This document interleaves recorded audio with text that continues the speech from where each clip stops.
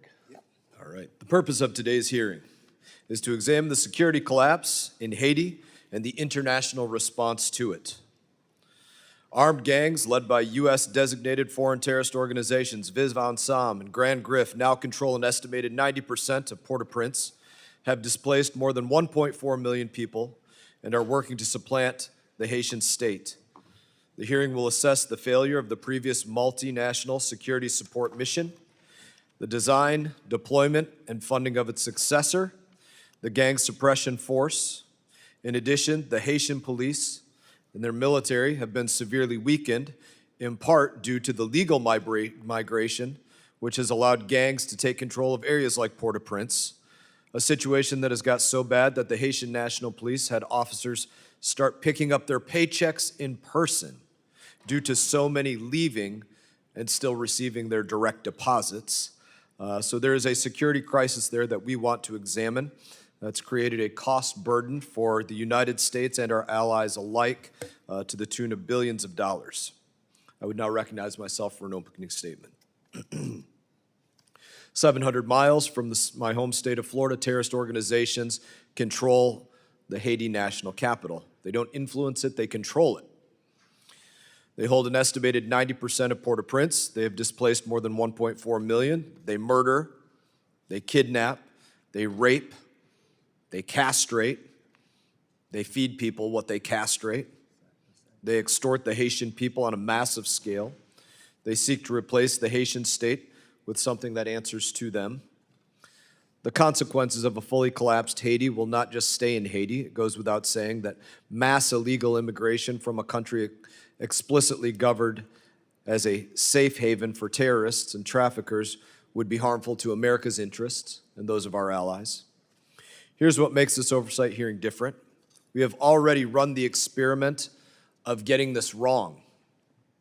The previous administration's answer to stabilizing Haiti was the failed UN Multinational Security Support Mission, or the MSS, a program to bring in foreigners from places like Kenya and Chad to take on gangs while costing the American taxpayer over $1 billion. In total, over $1 million per Kenyan that they sent into the country. Don't take my word for that. The State Department told this committee that the mission was, quote, an ineffective boondoggle. When the last Kenyan officers flew home this past April, Haiti's gangs controlled more territory than the day the mission began. That is the definition of failure. This is exactly why I advocated for not sending any contributions to the United Nations, because this is the kind of boondoggles that they run. The United Nations authorized mission that replaced it, the Gang Suppression Force, is built differently and hopefully learns from the mistakes of the past. It is more kinetic force with a direct action mandate to unilaterally take the fight to the gangs. This is not just a police support mission. It's about eliminating terrorist gangs.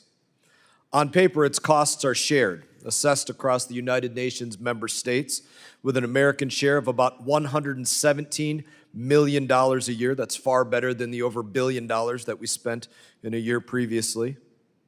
I say on paper because in practice, the American taxpayer is still underwriting this mission, and we will get to that. These operations began June 1. As I said, I want this mission to succeed, but wanting and hope are not strategies. So today, this committee needs three things.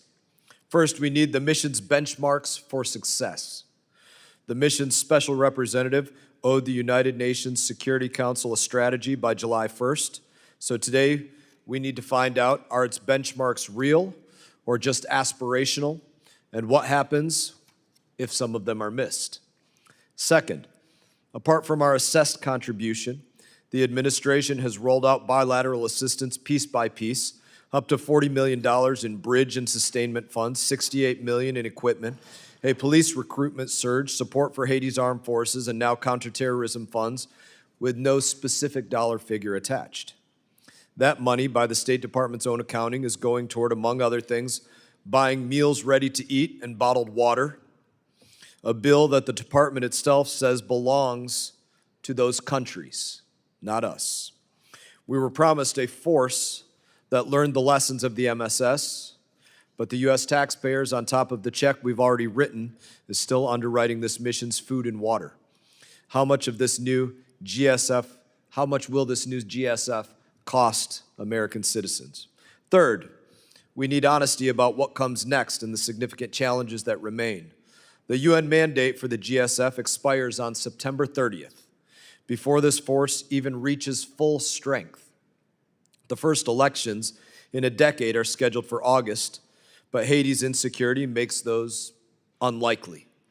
And a private company paid by Haiti, not by the American taxpayer, is putting the gangs on their heels with no more than 150 people. Vectus Global, run by Eric Prince. Our own diplomats credit it with altering the momentum and the geometry of this fight, again with 150 individuals. If 150 contractors can do that, a 5,500-person UN force should have zero excuses, though that's all we received with the MSS mission. To our witnesses, this committee is looking for candor. Tell us what is working. Tell us what is not. Tell us what you need. Helping Haiti is not impossible, but the lesson of the last mission was that failure was obvious for nearly 2 years, yet nobody changed course. That will not happen on this committee's watch, and I would now recognize Ranking Member Meeks from New York for any opening statement that you may have. Thank you, Mr. Chairman, and thank you for calling this hearing, and thank you to our witnesses for being here. And I just want to point out that I'd love for this committee also to be, if we're talking about a little penny pinching, and especially when it comes to Haiti, let's put it into perspective. You know, when you think about, there was I think the chairman said close to $1 billion are being spent in Haiti. But we're spending more than double that, $2 billion each day in the president's war of choice in Iran. Still no hearings or oversight from this committee. This administration has spent about 5 times that amount on the Maduro raid and boat strikes in the Caribbean and Eastern Pacific without showing Congress that it has prevented a single overdose death, taxpayer money being spent. Over $300 million in taxpayer money has been directed toward the White House ballroom. And I can go on, whether you're talking about the reflection pool and some other things that this president has been utilizing the taxpayer dollars, which just does not make any sense to the American people. So I think that if we are going to look at some of the spending issues, I would think that we should start looking at 1600 Pennsylvania Avenue. And for years, you know, true, Haiti has endured a convergence of violence, political instability, economic collapse, and humanitarian suffering that has no parallel in our hemisphere. Armed gangs control large parts of Haiti's capital. Families have been driven from their homes. Women and children face gender-based violence. Hospitals struggle to function. Schools have closed. Nearly 5.7 million Haitians, half of the country, face acute food insecurity. And while we may not all agree on the best approach to addressing this crisis, I believe we can all agree that the United States Haiti policy under Democratic and Republican administrations alike has fallen short. Closing the gap is not only a matter of conscience, it's a matter of national and regional security. Helping Haiti overcome this crisis is not charity. It's a strategic investment in a safer and more prosperous hemisphere.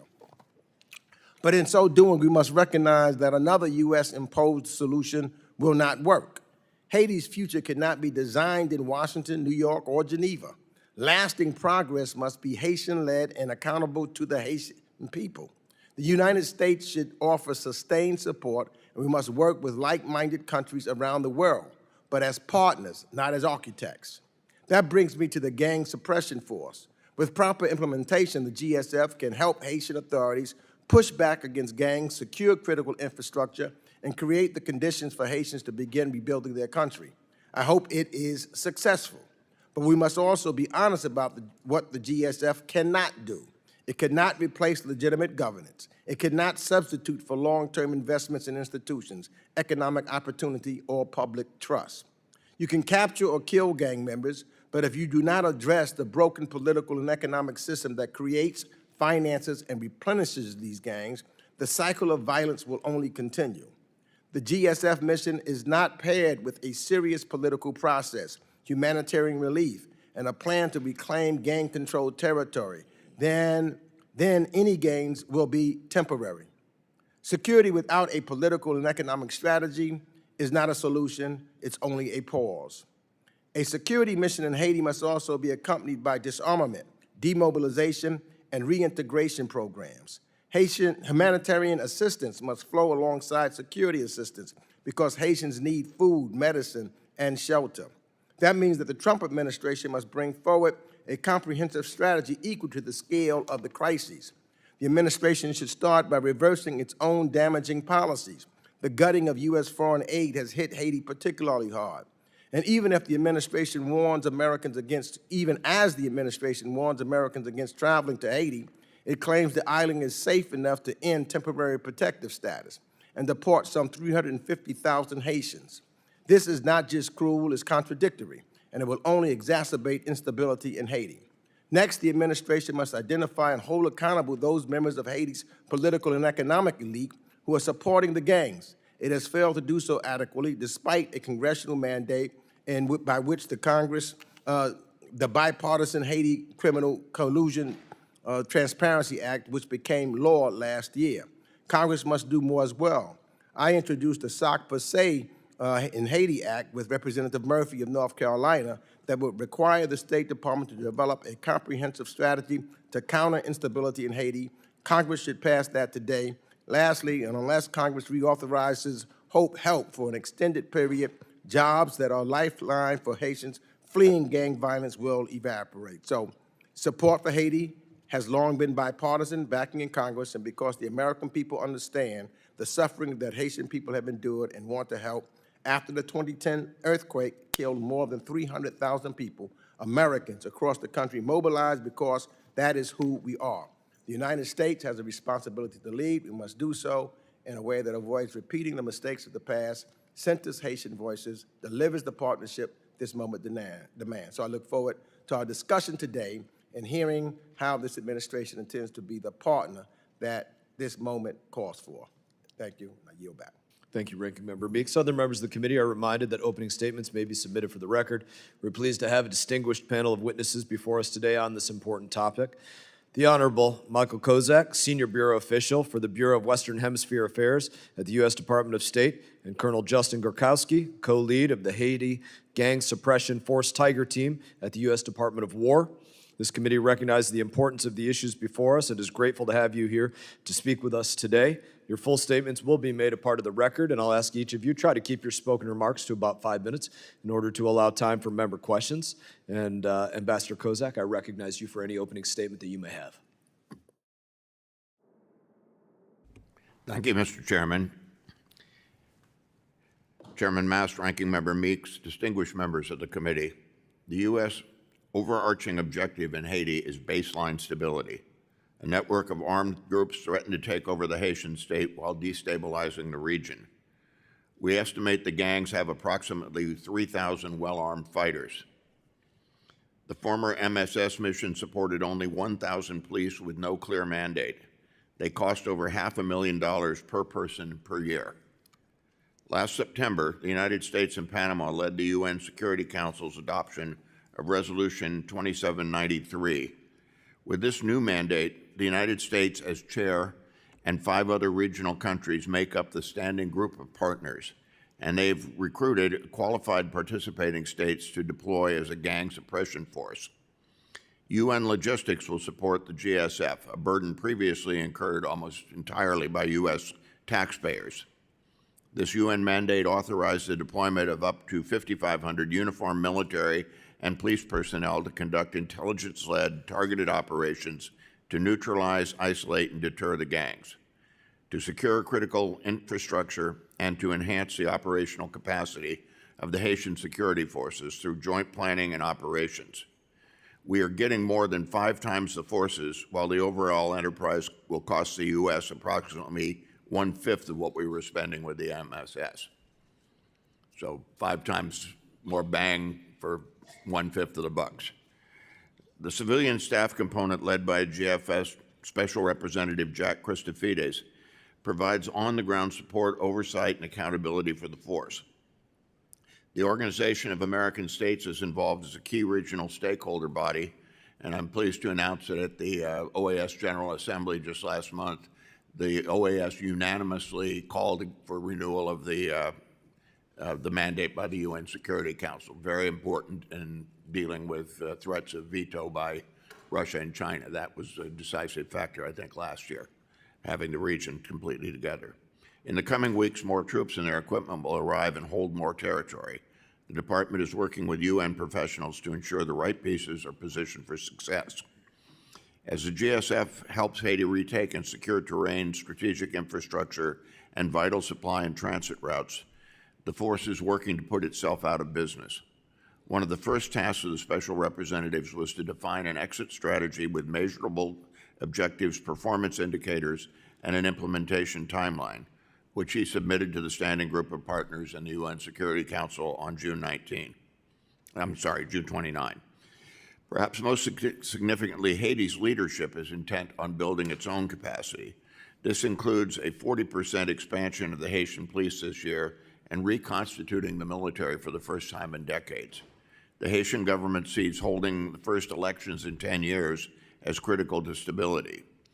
It's not that just the gangs got stronger, it was that the government got weaker.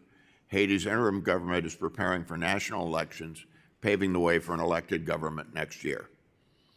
Economically, Haiti's priority is creating an alternative to gang enlistment. U.S. trade preference programs such as Hope Help Act support a significant number of jobs. We share the Haitian government's interest in strengthening that and would like to see a multi-year reauthorization of Help Hope. Haiti's problems are grave, but progress is achievable this year. The GSF will ramp up to full operations in coming months. The Haitian people and their interim government are determined to regain military and police capacity to protect their own homeland and close a dark chapter. Now is the time to solidify the path for Haiti's future, for their benefit, as well as for the United States and the broader region. Thank you, Mr. Chairman and Ranking Member. Thank you, Ambassador. Colonel Gronkowski, I now recognize you for any opening statement you'd like to give. Thank you, sir. Chairman Mast, Ranking Member Meeks, distinguished members of the committee, thank you for the opportunity to speak with you today about Haiti and the gang suppression force. I'm pleased to begin today's testimony by informing you that exactly 1 month ago, the gang suppression force initiated operations to retake territory in Haiti previously controlled by terrorist gangs, resulting in several detainees, weapons seized, and incendiary devices destroyed. This may seem trivial, but it represents a significant benchmark for stabilization efforts soon to come. We've learned more about Haitian gangs in the past 30 days than the previous 30 months. Today, I will provide a brief overview of the force we designed to address the problem, expected deployment timelines, and considerations for the future force. My focus is security, on which all Haitian stability rests. Let's begin with a clear articulation of the problem. The absence of governance in Haiti has created opportunities for informal power structures to thrive through use of force, financial independence, intimidation, and terrorism. Over 20 different gang leaders deploy their foot soldiers to fight for control over Haiti's territory and dwindling resources. These gang leaders, whose forces outnumber Haitian security force personnel, dictate daily life in the territories they control by providing security, jobs, school supplies, and condolence payments. This threat is multifaceted and has become entrenched within the corrupt fabric of Haiti's political and economic elites. These are not simple gangs that can be jailed and prosecuted. This isn't West Side Story. This threat requires a predominantly military solution. And we designed the GSF to address the threat I just described, differentiating it from previous multinational force interventions. The international peacekeeping apparatus is ineffective against this threat. Instead, unlike the previous MSS, we opted for an intelligence-driven, military-heavy solution to conduct counter-gang operations. In collaboration with our Haitian partners, we designed this novel approach to source military and police forces from the international community, and we challenged the UN to adapt their historic practices in a manner to sustain these forces in austere environments. This new hybrid approach, forward-leaning security operations underpinned by the UN logistical support structure, offers the best chance of regaining territorial control from the gangs. So how's it working out? To manage expectations, operations just began in mid-June and have far to go. This year, we selected a special representative, Jack Christofides, to lead the mission, as well as Force Commander Major General Erdenbach Batsuri and his headquarters staff from Mongolia. We adjudicated over 17,500 pledges from 19 countries to optimize a fighting force of 5,500 personnel from 10 countries. Together with the UN, we have deployed about 1,100 security personnel from 6 of these countries since April and are preparing to open our second area of operations. We expect to be at full operational capability this fall, distinct from full strength. As with any new approach, this mission has its challenges. We continue to push the UN to think creatively and repackage its concept of support in Haiti to evolve from peacekeeping to direct support to security operations. This hybrid UN-supported approach results in considerable savings to the American taxpayer, from over $1 billion over 2 years to $119 million annually, reflecting a 78% annual reduction, while also attracting massive interest from troop and police contributing countries due to familiarity and experience with the UN brand. We still have a few months until we are at full capacity, but there are indications the force we've designed will achieve its objectives. Our goal now is to get the remaining personnel from the other 4 countries deployed as fast as possible to consolidate gains and hold the territory we clear, while diplomatically we pursue mandate renewal. We must simultaneously facilitate growth of the Haitian security forces. This is critical, while integrating them into operations so they can secure their own country. Through full implementation of the GSF, the international community places Haitian security forces in the best position to take full responsibility for their own country's security. The hybrid approach we've taken with the UN is the best available solution to a national security threat less than 700 miles from American shores. I welcome your questions. Thank you. Thank you, Colonel. I'm going to alternate between Republicans and Democrats for about 5 minutes of questions for each person. I'm going to begin with Representative Smith. Thank you very much, Mr. Chairman, and welcome to both of you. First of all, I want to, Mike Kozak has been a leader for over 50 years. I've worked with him with the OSCE, worked with him when he was the ambassador to Belarus, and I've certainly been working on that issue much of my time here, and so many other important postings. Havana, Cuba, as the chief of mission, a wealth of experience, and not just knowledge, but a wisdom, and I want to thank you for that tremendous leadership you have shown over so many years, and welcome to you, Colonel, as well. Just a couple of questions. I'm the author of the Trafficking Victims Protection Act, and matter of fact, right now, Kwesi Mufuni and I are trying to reauthorize it with a Frederick Douglass Act. We're hoping to get it on the floor soon. But Haiti has been a special case of trafficking. Years ago, I held a series of hearings with Nancy Brevard and others from the Airline Ambassadors International, and they broke up trafficking rings law enforcement did, but they were the eyes and ears as flight attendants. When all of these kids were coming up from Haiti, being sold into modern-day slavery as little kids. Horrific abuse. And I'm wondering if, with all of the work you're doing and trying to do, if you could shed any light on what's being done now to try to mitigate this exploitation of children and women through trafficking rings. Secondly, the church. I don't want to go too long, we only get 5 minutes, but the churches, what role are they playing? Because usually the faith community can play a very positive role.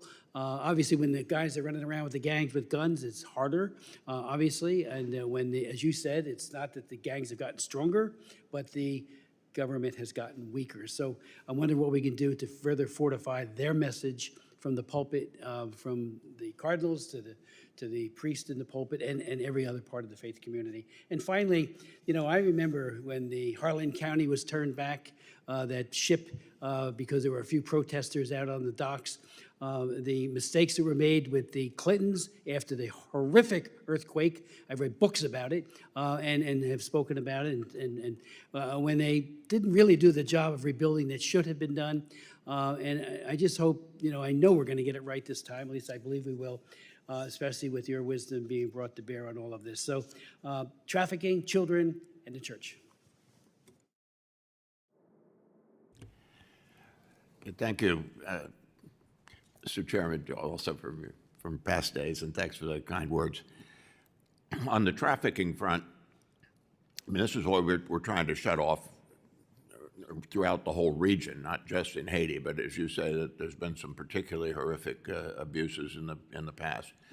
But but our ability to have stopped illegal immigration coming in, I think we've helped in that respect. But the other thing you find is that the same groups that are trafficking humans are trafficking drugs, they're trafficking arms in the other direction, and so on. And one of the reasons that the administration declared the gangs to be foreign terrorist organizations was that gives us some extra tools. We can prosecute people in the United States who provide material support to such an organization. And we've seen some evidence of this already with a couple of the Haitian elite type leaders who were living in the United States and financing these kinds of bad activities in Haiti, losing their immigration status and having to leave the country. So there'll be hopefully more of that to come, but we're trying to put a real law enforcement effort on there. Churches, you're absolutely right, are one of the linchpins of the place and are trying to stabilize people. It's interesting, though, is Mr. Meeks mentioned the need for a Haitian-led solution. When you do polling in Haiti now, something like 90% of the population really want an elected government. They want to pick their own government. They've had too many years of well-intended foreigners picking people for them, usually not on the grounds that they were going to be the best leader, but because the people they were picking could cause, having their gang connections could cause disarray in the streets, and said, oh, we need to bring them into the government in order to avoid them trying to overthrow the government. Bad idea. That has not worked out at all well. So I think that's what we're hearing a lot from the churches too, is let's get moving on, and we see it reflected in the views of the Prime Minister of Haiti that elections are very, very important to get to that kind of Haitian-led government. And then finally, I will observe I was around when the Harlan County steamed away. That was a very, very bad day because it totally discredited the whole international effort at the time. So we do not want that to happen again. This time we got to make it work, and make it work so that you end up with a Haiti that's Haitian-led and stable. Again, I put in a plug for the Hope Help Act, because I think our view is the way to get Haiti to be self-sufficient and so on is it's got to be able to attract investment that will create jobs and so on, and not have it be jobs created by the government with aid funds from other countries. So that would be my points. Thank you. Ranking Member Meeks. Thank you, Mr. Chairman. First, Karen, I want to thank you. I want you to know that I am 100% support and behind you and want you to be successful. Because without security, we can't make the next step. And so that's really important. And I'm ready to work with anybody that's going to make that happen. So I listen to you intently. I don't disagree with you. I think that we need to make sure that we have the security on the ground so that we can then have the implementation that the ambassador was just talking about of creating a Haitian-led government. But we can't do it without security. So I just want you to know that. Now, my concern goes towards, Mr. Ambassador, that on November 28th, the DHS issued a notice terminating TPS for Haiti, which is really my focus. And they said that there are no extraordinary and temporary conditions in Haiti that prevent the Haitian nationals from returning in safety. So I want to know, after Secretary Noam made the decision, she said she did it with consultation of other partners, et cetera. But can you tell me, was the Department of State consulted by Secretary Noam's decision to terminate TPS for Haiti? Were you consulted or anything of that nature? I know where you were previously, and Mr. Smith talked about your great work, humanitarian work, but were you consulted on that at all? Mr. Ambassador. Were we consulted on? Yes. I don't believe so, sir. But I would observe that you have to look at the security. I mean, we do provide DHS with country conditions reports. And in Haiti, there, as the Prime Minister will tell you, out of the 10 departments of Haiti, he said we could have elections in 7 of them tomorrow, that they're stable and life goes on as normal.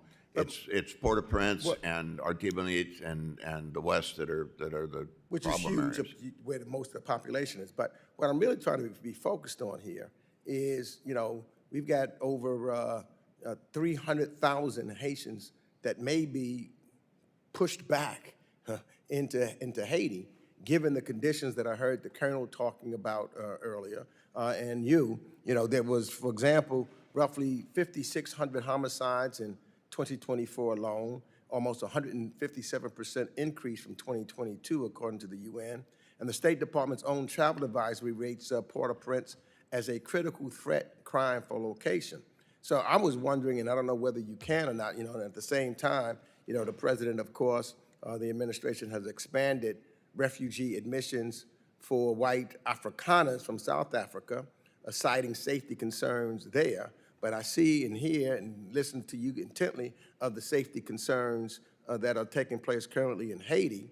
I don't know if you can walk the committee through the department's assessment of Haiti that may have led the administration to conclude that it was safe to end TPS for Haitians. This is something that members in my constituency, I have a large Haitian constituency, are asking me intensively. So I was wondering if there's a way that you can give us or walk us through how it's now safe for these individuals, or how it was determined that it was safe for these individuals to come back to Haiti.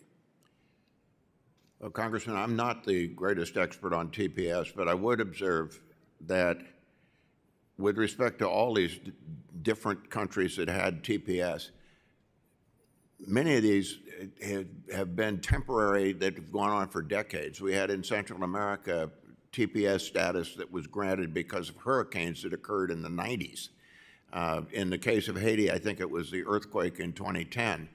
I understand. I don't mean to cut so you off. I'm limited on time. Yeah. But because, we're talking about an influx, and I don't see if they have an additional 300,000 people coming in, given the scenario, that's going to help, even help the Colonel with what he's trying to do. The other thing that I just wanted to ask real quickly, I had a bill that passed in a bipartisan way called the Haitian Criminal Collusion Transparency Act, passed with bipartisan support. So it was the intent of the bill is to go after those individuals that are running the corrupt political and economic networks that finance the gangs, traffic weapons, and profit from Haiti's instability. Because it seems to me that they've gone by with impunity, and I think that we've got to go on. So I was wondering if you could tell me, if you know, have any individuals been sanctioned in Haiti in response to the bipartisan report, that are supporting and putting the money in? I haven't heard of any, but do you know whether or not anybody has been sanctioned? Mm-hmm. Well, I mentioned the people who were expelled from the United States. They lost their LPR status because of that kind of behavior. Others have been sanctioned. I cannot tell you which of the different legal authorities were used for those sanctions, but there are people who have OFAC sanctions on them because of their financing of the gangs and So let me just say behavior. this. I think it's important that if someone has been sanctioned, we need to know their names. The Haitian people need to know their names. Because when I talk to the Haitian people on the ground, they say these people continue to walk around with impunity. And that makes them afraid also. So that's why we passed this bipartisan way. Those names should be given to you. Those names should be exposed to the general public so that the Haitian people in America know that these folks are not walking around with impunity, and that we're going to make sure that they are held accountable for supporting, financing, et cetera, the violence that continues to take place in Haiti. We got to get rid of them so that so the Colonel can be successful. We create the institutions and we have the elections that you're talking about. I yield back. Representative Wilson. Thank you very much, Chairman Brian Mast, for bringing these tremendous witnesses here today on such an important issue. And in particular, Ambassador Kozak, you're so appreciated with your service in Minsk, Havana, now helping focus on Port-au-Prince. We're all hopeful for fair and free elections in these countries of Belarus, Cuba, and even Haiti. And nobody can accuse you of being sent to luxurious Caribbean operations. With that in mind, too, I'm so grateful for Ranking Member Meeks, who is promoting today bipartisanship with Chairman Brian Mast. And Ambassador, the administration has called the Biden-era MSS mission an ineffective boondoggle. It costs the American taxpayers nearly $1 billion to field roughly 1,000 personnel, mostly police, with no mandate to take on the gangs. And can you verify again one more time how much per patrolman that is? Yeah, I think it works out to about $500,000 per person per year. Not a very good ratio there for. Well, that's just startling, and the American people need to know that. Even Yep. Congressman Scott Perry didn't know that, and so it's an amazing fact, sadly, to be acknowledged. When the final contingent left in April, the gangs controlled more territory than when the mission began. What is the State Department's assessment of what went wrong, and what does that failure tell us how the United States should approach missions going forward? Well, I'll look to the Colonel to comment too, but I'd just say from my standpoint, I think it's both quantity and quality. That 1,000 people was not nearly enough to deal with the threat that existed. And on the other hand, it's the mandate. They were supposed to be there to support the Haitian police, which is was a completely decimated bunch, and not to be able to go out and run operations of their own. So that's what we've tried to correct with the gang suppression force, is to make it much bigger. In the meantime, too, our colleagues in the Bureau of Narcotics and Law Enforcement have been working with the Haitian government to train up another 4,000 police by next year. So the police right now on the books, I think it's about 13,000. The actual people who show up on any given day are probably more like 6,000, and of those, something like 400 do most of the fighting. So the whole idea here is to get the Haitians beefed up, but also to have the gang suppression force sizable enough and with a more military kinetic type mandate where they can go out, clear these bad guys out of an area, and then have enough Haitian forces to come in and take it. The Kenyans would go on patrol and mix it up with the gangs, but as soon as they left, the gangs were right back there again because there was nobody to hold the territory at all. So those were some of the problems that they faced, as well as just having a extreme tooth-to-tail ratio in favor of the tail. Over. Indeed, I'm glad, General, that all of this is being monitored. Bangladesh should be applauded, Ambassador, to provide the Gang Suppression Task Force largest contingent, nearly 1,600 personnel, and the schedule counts on more than double the force in September. But Bangladesh had to freeze its deployment once this spring, and now it's being delayed again. What can we do to help the courageous people of Bangladesh to be able to participate? And General. Yeah, thank you, Congressman. That's a good question. I'm very thrilled to state today that Bangladesh is in good shape for the deployment. Their deployment is back on track. They have conducted 2 reconnaissance visits to Port-au-Prince, including with their senior leadership.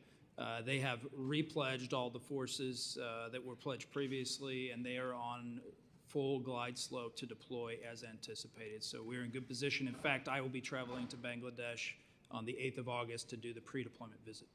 Well, indeed, it's so refreshing to see the country of Bangladesh have such a participation and be so recognized by the United States and even in the Western Hemisphere. So thank you for your service and again, assisting the military of Bangladesh. I yield back. Thank you, Representative Wilson. My understanding of the TPS was actually that it so decimated the police force. That's in part why they were not there to support the MSS. They were actually, the police force had to start going to telling people they had to pick up their checks in person because so many of them came to the United States and kept collecting their direct deposits that there were no police there to do the work that they were supposed to be doing. Big problem. Indeed, I was wondering how they're being paid. Thank you. Representative Keating. Thank you, Mr. Chairman. Mr. Kozak, fair to say in Haiti there's a fair amount of crime and kidnapping and terrorism and unrest and healthcare capacities severely constrained. Don't you agree? Certainly in the areas that the gangs have controlled, there's a lot of that type of behavior. Yeah, Colonel, that's why you're there and you're doing your work, and we appreciate your work there. If that's the case, and I guess that's why the State Department issued a do not travel advisory in the area because of those severe risks. Does that make sense? Do you agree with that? Yes, sir, but I would note that the do not travel advisory or any of our travel advisories are aimed at the risks posed to American visiting a country, not So necessarily you're trying to say the crime? You're saying all the crime and everything else there is just No, on but Americans? They're not on other Haitians? if you're looking at kidnappings and so on, Right. Americans are juicy targets for kidnappers sure, but- because you can extort a lot of. But the crimes are there, and there are also crimes imposed on other Haitians that are there and other peoples that are there. I mean, they're just not saying, let's do yes, crime to there- Americans. So there- that being crime- the case, Crime affects people across the board, but the So travel let me answer advisory this, is if I aimed at could. Americans. if the crime is so severe, and we have a colonel who's leading an effort at suppression of those gangs, then with 350,000 Haitians who are on TPS, temporary protective status here, and these are adults, and they have work permits, and they're in positions in my state and others of critical need, long-term care, hospitals, hospitalities, agriculture. I mean, these are people that are here. So what's the purpose? There's a contradiction, obviously, in the staff. It's not safe. We have a task force, a gang suppression force there militarily, and these people were given status because of that danger. Now, it's all of a sudden safe to send them back? Can you explain that contradiction? It's an obvious contradiction.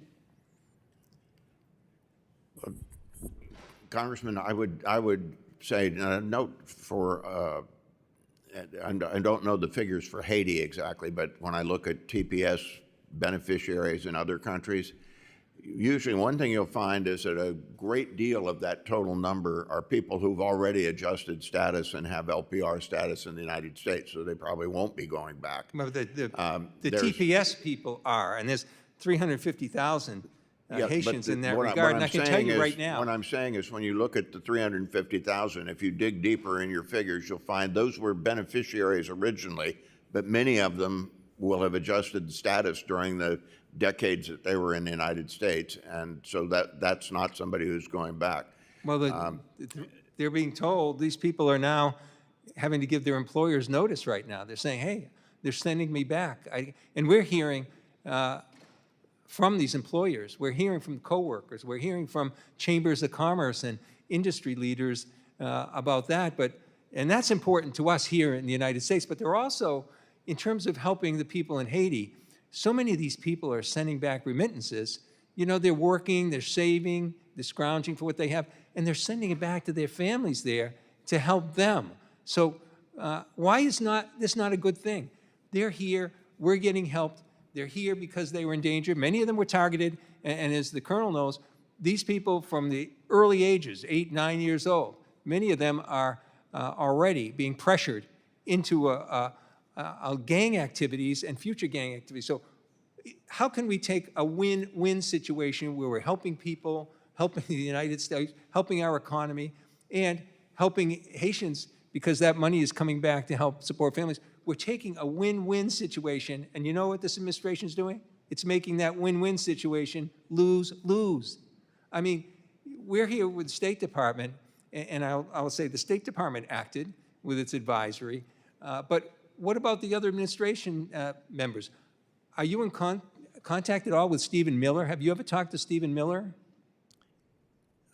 Yes. And what is he, doesn't he have this concern? Not on this particular topic, but let me If I could, comment on so what I'm you- just asking, so you never talked to Stephen Miller about this particular topic? Have you talked to Secretary Rubio about this particular topic? About what I raised here in my questioning? Yes. And what does he have to say? I mean, he's a reasonable man. Let me He comment back. supported these things when he was in the Senate. Yeah. TPS is supposed to be for people who are in the United States and an earthquake happens or something and you don't want Oh, to it's send them also for back violence, sir. immediately. You know it yourself. But It's what if their we've lives are in ended up- jeopardy there with the What we've conditions, and ended the up with, colonel knows this, that's Representative, what is he's people doing. using that for years and years and years. I mean, people who come here lawfully also send home remittances and so on, and that's a good thing. Well, these But- people are but- here lawfully. They're here as part of that set. They are lawful. That's the point. I'm Temporarily, afraid I'm going to have to yield back because my time is over. Representative Kim. Thank you, Chairman and Ranking Member Mix, for hosting today's hearing. And I want to thank Ambassador Kozak and Colonel Gorkowski for joining us today. The State Department's Bureau of International Narcotics and Law Enforcement Affairs developed the P4000 initiative to quickly train, recruit, and equip new Haitian national policy officers. And I know, Ambassador Kozak, you touched on this, so thank you for that. And I believe last fall, the program officially began training new Haitian national policy officers to combat armed gangs. Colonel Gorkowski, this mission's end state is a Haiti that can secure itself. Today, only 100 Haitian police officers do most of the fighting. The P4000 program is actively striving to train more, I understand. So what do you think is a realistic timeline for Haitian forces to take the lead? And what more do they need from us to get there? Thanks for that question, Congresswoman. And this is an important one because this dictates our exit criteria for the suppression force. So I can't emphasize this enough. The INL-supported P4000 program has been an extensive time multiplier in growing these forces. Not only are we growing the size of the forces, but they have changed the instruction to be more applicable not to disasters or things like this, but to the counter-gang operations they are conducting. To date, they have over 2,000 personnel who have gone through this, and by March of 27, that will be a 40% increase, 4,000 new security force personnel. So by the end of 2026, we should see an HNP number. The ambassador mentioned the total number around 14,000, but it's really only about 6,000 prior to P4000 who were coming to work every day. So by the end of 2026, we should have about 8,000 Haitian National Police, in addition to 2,000 FOD, Haitian military personnel. 2027 projections are around 10,000 Haitian police, and by 2028, we're looking at 13,000. So combined security forces, Haitian and military, by 2028, we're looking at about 19,000. Well, that begs the question, how many do we need? And if you add in the gang suppression force, of course, you augment those numbers a little bit. In peacetime scenarios, academic figures and doctrinal figures state that you need about 2.8 security force personnel per 1,000 people. So for Haiti, that's about 30,000 personnel, over 30,000 personnel. If you combined Haitian National Police and military personnel without the gang suppression force, we're probably looking somewhere 2029, but that's, again, without the gang suppression force. Not saying the gang suppression force needs to stay there that long, but that's the point at which Haiti will have some numbers able to secure themselves. There's also the issue of quality, right? Quantity and quality. We need folks who can, of course, be present, but also those who can do the job effectively and not contribute to a deteriorating security situation. Thank you very much. Ambassador Kozak, the State Department has played a central role in supporting the gang suppression force through diplomatic engagement with partner nations and the United Nations. So what specific diplomatic steps has the Bureau of Western Hemisphere Affairs taken to secure and sustain contributions from these partner countries? And how are you addressing any gaps in participation or logistical challenges from international contributors? So, question was about contributions to the force. I think there are two types here. One is as we mentioned in testimony, the logistics are being done through assessed contributions in the UN system. So the U.S. gets stuck with like 25% of that because that's our share of UN assessed contributions, but other UN members then are picking up the other 75% of the logistics. The pay, like for the salaries of the personnel and so on, is voluntary contributions. And we've had really very good response on that. Some of our colleagues in the standing group of partners, and particularly Canada, has taken on the job of urging others to contribute finances to that. And we've had contributions from Canada, from the Dominican Republic, Germany, France, Qatar. So there's a wide variety of countries that aren't part of the force that are contributing to that, and I think we have a fairly robust 117 million or something in that fund right now. So that's been the effort, and so far it's been quite successful. Great. Well, thank you. My time's up. I yield back. Representative Barra. Thank you, Mr. Chairman. First, I'd like to associate myself with the ranking member's comments about TPS. I think it does betray our values as Americans, regardless of why the individuals came to the United States, sending them back into harm's way without the stability that we hope to accomplish in Haiti, I think is a betrayal of who we are as Americans.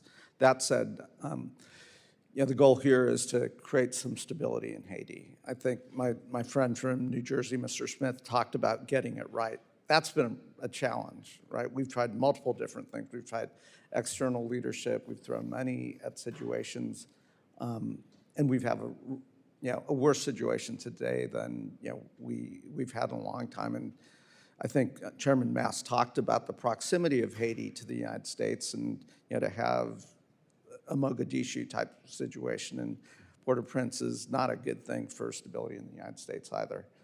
I'd like to just go through stepwise what getting it right might look like, and obviously, correct me if I'm wrong. Ambassador, you talked about we tried external leadership in Haiti and propping up external leaders. The Haitian people want a Haitian-led solution, so getting it right, the first step would be getting elections and allowing the Haitian people to elect a leader. That may not be a leader that we would have selected. That may be a different leader. It may be a leader that is a strong person who is going to bring stability to institutions and so forth. Step two would be rebuilding at least some semblance of functional institutions that can keep the energy on, that can educate their kids, create some stability. Reconstituting a police and security force. We won't get to 30,000 immediately, but you have to make that investment so the Haitians can protect themselves. Colonel, you talked about moving away from a peacekeeping force to a force that in some ways is a military force that can retake territory and hold territory. Part of what failed in the past was, I think, Ambassador, you talked about Kenyan forces and others going in, clearing areas, but not holding areas. Is that an accurate statement? So that would be starting with external forces to help clear territory, hold territory, but ultimately Haitian security forces long-term have to be able to hold that territory, right? Create peace and security. Is that an accurate statement? And then, I think there's got to be some economic hope in the future, right? So one key step is we extended the Hope Help Act for a year. That's going to expire. There is some urgency that we need to keep the Hope Act going. Would that be your assessment, Ambassador? Yes, Representative. We favor a multi-year reauthorization of Hope Help because what you find is that businesses, if it's only year by year, the uncertainty means that they're going to move somewhere else where it's a little more stability. So we would be strongly in favor, administration strongly in favor of a multi-year reauthorization of Hope Help, and that then helps your other just from a issues as security well. perspective, we should think about Port-au-Prince as one security challenge. We should think about other parts of Haiti where there's less gang activity, less lawlessness as a different type of challenge. Is that an accurate statement? So I've got a minute left. Based on that, is that the right priority? Elect a government, reestablish some functional institutions, build police and security forces, work with them to take and hold territory, and then rebuild some functional economy. Yes, sir. I mean, I would say all of the above, and I don't think there's no reason that those various steps you just laid out can't be done in parallel to a great degree. Colonel? Yeah, just to emphasize that you can't, it's not a checklist, you can't do one and then the next. I know you know this, but these are all influencing each other. It's kind of a Gordian knot, and we have to make sure we have the appropriate amount of pressure on each one of those issues to move forward successfully. And this is not going to be a 6-month proposition. This may be a longer-term proposition to create some stability. Yes, sir. Okay, thanks. I'll yield back. Thank you, Representative Barrett. Before I recognize Representative Radewagen, I will submit for the record the Haitian TPS authorization, which does outline the reason for the 2010 Haitian TPS, the 18-month TPS that went on for 16 years for catastrophic earthquake, loss of life, displacement, and collapse of infrastructure, as well as a few other things. Submit that for the record. Representative Radewagen. Thank you, Mr. Chairman, and I want to thank you and the ranking member for holding this important hearing today. My question is for Ambassador Kozak. Under Resolution 2793, the Special Representative was required to give the Security Council a strategy with concrete time-bound benchmarks no later than 9 months after adoption. That deadline, June 30th, passed 3 weeks ago, and no strategy has been made public. Was it delivered at all? Are its benchmarks genuinely measurable? And will you commit to providing them to this committee? Congresswoman, my understanding is that the Special Representative did provide the benchmarks and so on the 29th of June. So just made it by a day, I think, the 9-month limit, but there is such a thing. Maybe the Colonel can describe it in a little more detail. Yes, Congresswoman. So those were submitted. There are 3 major priority focus areas. They're in line with the mandate. So the first one is, of course, territory held by the gangs and ensuring that that territory is retaken, and the benchmarks are focused on achieving that. The second one is security of critical infrastructure. So everything from the seaports to the airports to the roadways to the borders, security of that infrastructure by Haitian security forces, the gang suppression force initially is the second element. And then the third one is security forces of Haiti. So their growth and ability to take over that mission in the longer term. But those were provided on schedule, and they're working towards those goals now. Thank you, Mr. Chairman. Yield back. Representative Amo. Thank you to our witnesses for being here. I'm grateful for your work. Today, we're discussing the dangerous conditions in Haiti while the Trump administration ends temporary protected status for around 350,000 Haitians. The administration has determined that there are no conditions that, quote, prevent Haitian nationals from returning in safety. The administration has claimed that Haiti is safe enough to deport TPS holders while simultaneously being so dangerous that it requires millions of dollars to support an international security mission. So let's state facts that have been affirmed by lots of the testimony in this hearing. Haiti is not a place where those under TPS can safely return. If the president moves forward with the deportation of Haitian TPS holders, he will be subjecting more than 300,000 people to extreme levels of violence, sexual exploitation, and a dire humanitarian crisis. That's 300,000 lives that will never be the same. In my home state of Rhode Island, over 1,700 Haitian TPS holders are facing this uncertainty and threat of violence. This pain won't be restricted to Haitian TPS holders and their loved ones. It will reverberate throughout our economy as our hospitals, long-term care facilities, schools, and small businesses lose the Haitian employees who keep our communities running. Haitian TPS holders make America stronger, contributing around $5.9 billion to the U.S. economy each year. Instead of supporting these businesses or simply upholding our values as a nation of immigrants, the president has decided to move forward to end TPS. Now, Trump hasn't started the mass deportation of TPS holders, and already more than half of Haitians are relying on humanitarian assistance. Adding hundreds of thousands more people to the already struggling island will only make the situation worse. In 2024, the United States provided around 60% of humanitarian assistance to Haiti. But Ambassador Kozak, up to 50% of the life-saving programs for healthcare, HIV treatment, food security, and clean water treatment were canceled during your tenure.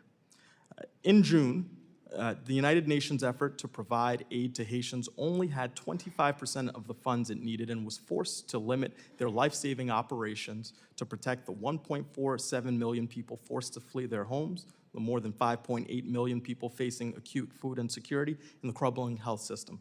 So, Ambassador, my question for you is, how do you plan to deal with the competing needs for healthcare, food, clean water, and security? Do you have a plan to seek additional funding to meet the moment and the challenges in Haiti? Yes, sir. With respect to your last point, I don't have a total for you, but I know I sign off pretty frequently on grants for humanitarian assistance to Haiti. It's food, water, medicine, and I think it's in the hundreds of millions that we've provided. So, and as well as food under the Food for Peace program. So I am not aware that there's a big gap there. We've had no real problems getting the administration to provide the assistance that appears to be required for those purposes.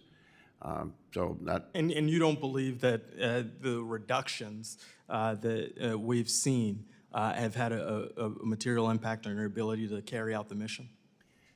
Yeah, I think you have to go back and look at all the different subcategories of aid and so on. But one of the things that was exempt from any cuts was life-saving assistance, such as food, medicine, water, and we've continued to provide that.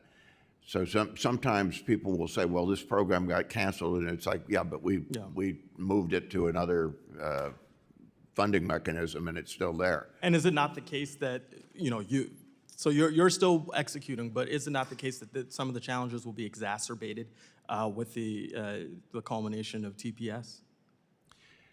Well, I think you can look at it both ways. As the chairman mentioned, some of those very productive people that you're mentioning could be very helpful in Haiti as police officers, as people working in business there. One of the problems I've seen with Haiti over the years is, even if you go back 30 years ago, they had nothing close to 30,000 security forces. They had always a lot fewer than that. Mm-hmm. And then successive governments relied on gangs to do some of the things that you would look to security forces to do. Well, that's grown out of control. But you're not going to get the Haitians able to fund security forces of the kind they need until they've got some kind of an economy going, and that means having people there who can be productive. Ambassador, it cuts both ways. My time's expired, but I would conclude by saying this: the administration knows that Haiti's facing this humanitarian crisis, and adding more people to it only makes it worse. And so I hope the Secretary of State, the President, reverse the termination of TPS and continue to work with you to make the situation better. With that, I yield back. Representative Perry. Thanks, Mr. Chairman. Thanks, gentlemen, for being here. I think I need to make a comment on TPS, since it's become the subject much of this committee and this hearing at this time. It seems to me my colleagues on the other side of the aisle must think that it sounds like that they would export all 12 million Haitians to America because it's so dangerous there. If the answer to making it secure is TPS, then the only other answer can be have every single citizen of Haiti come to the United States of America and leave Haiti. And I would just, which is, of course, patently absurd, as it should be.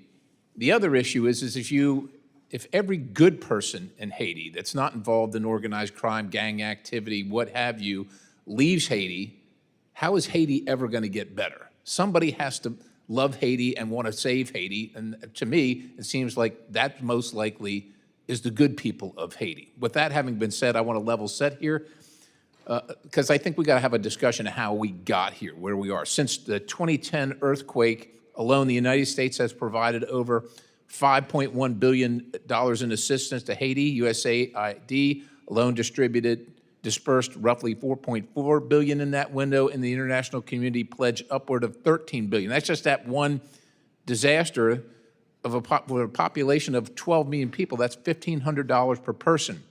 The United States has rebuilt clinics, funded elections, propped up governments, sent Marines in 1994, sent them again in 2004, backed the UN Stabilization Force for 13 years. Let's not forget, introduced a cholera epidemic that killed thousands of Haitians and triggered a sexual abuse scandal involving UN peacekeepers.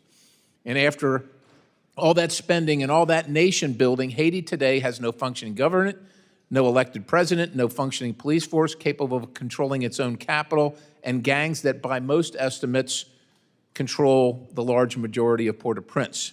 We launched the Kenyan-led multinational security mission in 2024, and the administration itself has acknowledged we already spent roughly $1 billion on Haitian security assistance and pledged 300 more directly to that mission. And by nearly every account, it's been ineffective, undermanned, underfunded, unable to dislodge the gangs, and now we're told the answer is to relabel it, stand up the gang suppression force, target 5,500 troops, and try again. I'm here to ask the committee, why should we believe, the people on this committee, the American people that we represent, that the fourth or fifth iteration of the same basic model, foreign troops, foreign funding, weak Haitian institutions, propped up indefinitely, produces a different result than the last 4 decades did? Every single metric of state capacity has gotten worse since we involved in this. It has not gotten better. That having been said, I'm glad that you've said that the benchmarks and the gate matrix were delivered to the Security Council by, I think you said, the 29th of June. Is that correct, Ambassador? So what I'm wondering, Colonel, I think your mission is a year. Is that about 12 months? Is that what it is? The mandate was initially authorized for a year. Okay, so we've got the metrics, we've got the timeline. How often will you assess your success or failure? And I don't mean failure in terms of personal, but look, the mission's either going to be successful or not. So how often and what iterations are you going to make that assessment? How will we find out? And what's the plan after a year if we're at the same place we are now or substantially at the same place? Yeah, thanks for that important question, Congressman. So the frequency of assessment is quarterly. They owe that quarterly update on the benchmarks and metrics to the Gang Suppression Force standing group of partners. But the latter part of your question is incredibly important, which is at which point do we say, hey, we're not meeting the mark here? How do we need to adjust course? The reason it's quarterly is exactly for that purpose. We need to take in stride successes or failures and make adjustments. We need to be dynamic and able to adjust to meet the conditions. I'll note that the threat we face now is nowhere near the threat that was faced prior to 2020. This is a completely different threat. 2 U.S. designated foreign terrorist organizations, increasing alliances between these separate gangs. The threat is significant, and we will only just be hitting our stride as the mandate needs to be renewed in October. So the measurement is important. We need to maintain agility to make adjustments, and that's what the standing group of partners, the oversight body, is for, which the United States. So one final question. After the year has expired and elapsed, and the assessment is that we're no better off, which is, I think, the most likely outcome, are you willing to tell this committee that it's time to abandon at least that mission and either try something new but not waste any more dollars on that particular, are you prepared to do that if that's the case? Yes, sir, that's my professional responsibility. However, I do not think that will be the case. We are already seeing the strides, the improvements that have been made just in the first 30 days of operations. I mentioned at the top, in the past 30 days, we've learned more about the gangs that we knew in the previous 30 months. So we are seeing the progress that's being made. Thanks, Chairman. I yield. Representative Wachewski. Thank you, Chairman Mast, Ranking Member Meeks, and to our witnesses for being here today. The stories coming out of Haiti are devastating. Poverty is deepening, governance is collapsing, families are being forced from their homes, and children are paying the highest price. More than 1,600 schools have closed because of violence, cutting 243,000 children off from education. For many of these kids, schools was the only place they received a meal. When education and safety collapse, child recruitment by armed gangs intensifies. In 2025, powerful gangs that now control large parts of the country nearly tripled their recruitment of children. Today, up to half of all armed groups in Haiti involve children. How terrible is that? In conflicts like this, children are treated as cheap and they're treated as expendable. And when poverty, hunger, and the absence of schooling leaves families with almost no alternatives, recruitment becomes almost inevitable. It's all part of the terrible realities of a war economy. One child reported earning $1,000 a week, a massive sum of money in a country where 60% of its population lives in poverty. In other cases, we hear terrifying stories of homeless children as young as 11 years old being recruited and forced to burn the bodies of those killed by gang members. My daughter will turn 11 years old this November. It's been more than 16 years since Haiti's 2010 earthquake. In that time, some families have been displaced again and again.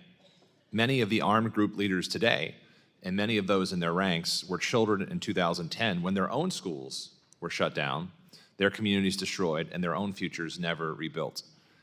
Now we are sadly seeing it happen over again. And these sad cycles are unlikely to change so long as the conditions for children remain unchanged.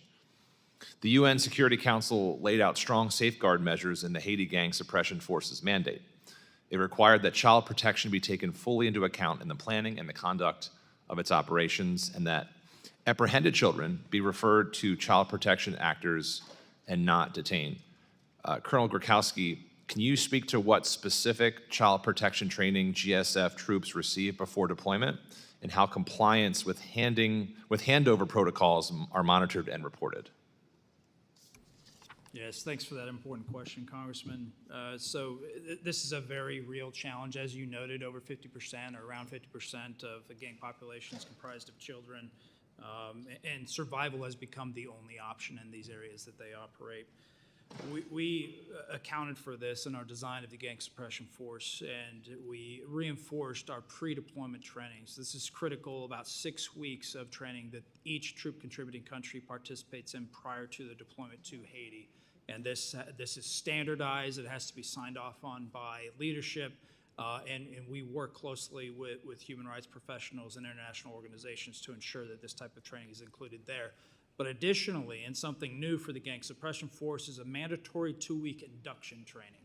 This is 2 weeks of training that every single individual who arrives in Haiti conducts in Haiti with Haitian officials, with Haitian experts, and with the Gang Suppression Force leadership as oversight, and the special representative and staff as oversight. So this is another touch point that did not exist previously, where we reinforce these critical components. And notably, phase 1, day 1, is when this training, specifically regarding children and human rights, is covered. So it is, and then throughout the deployment, there are opportunities for retraining where we will look to address deficiencies and come back. Appreciate that, Colonel. And I'll do a follow-up question in writing about ensuring children are treated as victims and not held in adult facilities, but happy to do that offline. Mr. Kozak, can you talk about what reintegration services and the State Department is using to currently support those who are demobilized or escaped child recruits, psychological care, psychosocial care, family reunification, education, et cetera, in the remaining 30 seconds. Yes, Representative. I think under the way this has been structured in the UN, there's a UN office in Haiti that has responsibility for DDR, for disarmament and reintegration. It's a super important function, and I think you'll find also the Prime Minister of Haiti is very keen on it as well. His father was the chairman at one point of a demobilization reintegration group. So while the U.S. isn't supporting that unilaterally, we've seen to it that function is being covered. It's not part of the gang suppression force. It's a separate UN activity, but it's a very important one. It has to work for this all to work. I appreciate that. I know we're facing a crisis. I just don't want to make sure we don't lose focus on our kids. I know my time has expired, so I yield back, Mr. Chairman. Representative Issa. Thank you, Mr. Chairman. Colonel, I want to thank you for your service. I want to thank you for the efforts you're making to make Haiti safer. Mr. Kozak, I'm going to put most of my questions toward you. Is it accurate to say Haiti is the poorest country in our hemisphere? I think at this point that is accurate. And as far back as 2004, we have had to use, force or threat of force to realign Haiti at times, including the removal of their president. That's just a piece of history, right?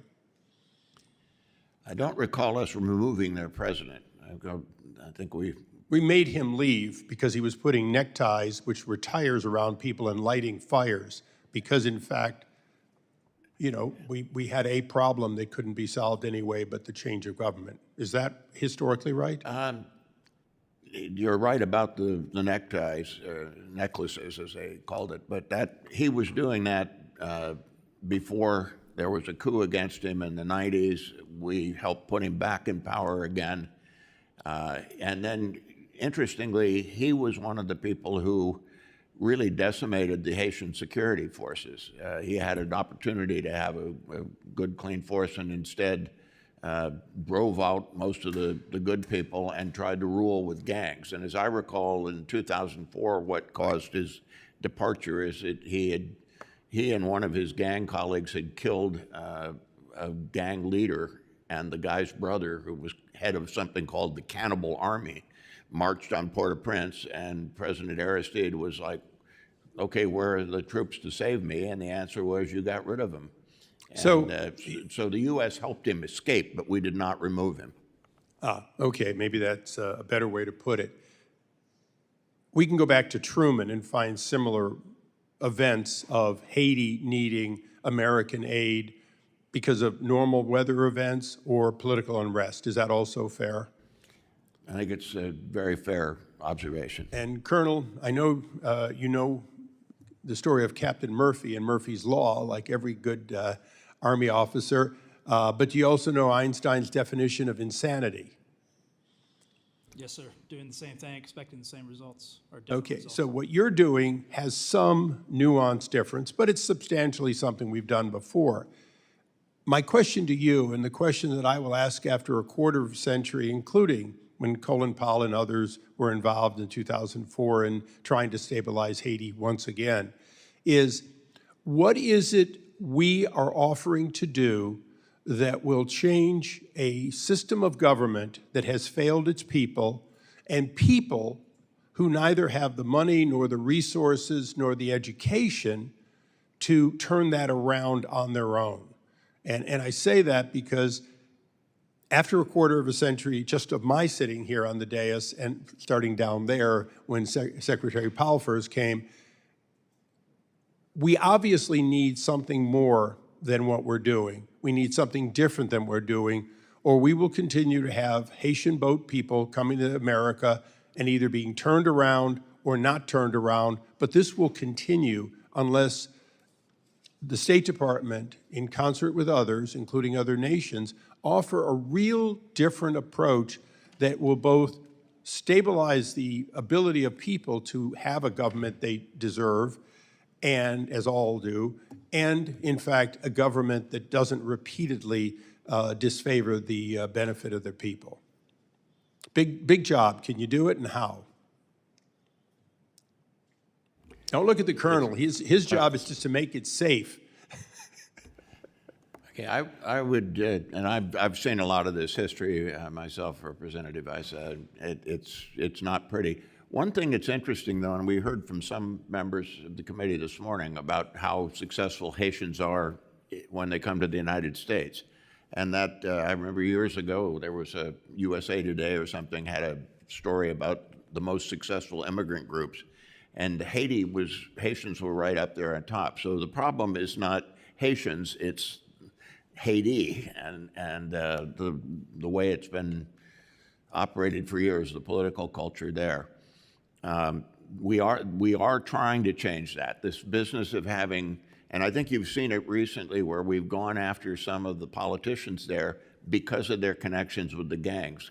Political and economic leaders for years have used gangs to further their own private interests. Well, I look forward to a further response. I know that Chairman has a heavy gavel, but I do want to thank you for the efforts, and I would like you to revise and extend with the things that would cause that to happen. And Mr. Chairman, if I can say, the artist who has the same last name as mine, who was a famous part of the Issa family in Haiti for decades, there was a time when Haiti was functional. That was a long time ago. So, Mr. Chairman, I look forward to the answer in writing and yield back. Representative Stanton. Thank you very much, Mr. Chairman. Thank you for our witnesses. Today, Haiti faces a deepening humanitarian and security crisis. It's displaced over 1 million people, pushed the state toward the brink of collapse. Over the last year, gang control of Port-au-Prince expanded, internal displacement levels not seen since the 2010 earthquake, and this year's elections are likely to be postponed again, in large part due to insecurity in the country. The Trump administration helped establish the UN-backed Gang Suppression Force, GSF, that to empower a new force in Haiti to neutralize gangs rather than simply to play a support role for the Haitian National Police, a key difference from the existing US-backed multinational mission. To SBO Kozak and Colonel Gorkowski, the international community has spent more than $10 billion on security assistance for Haiti over the last 2 decades, with a significant portion coming from the United States taxpayers, yet significant security challenges still remain.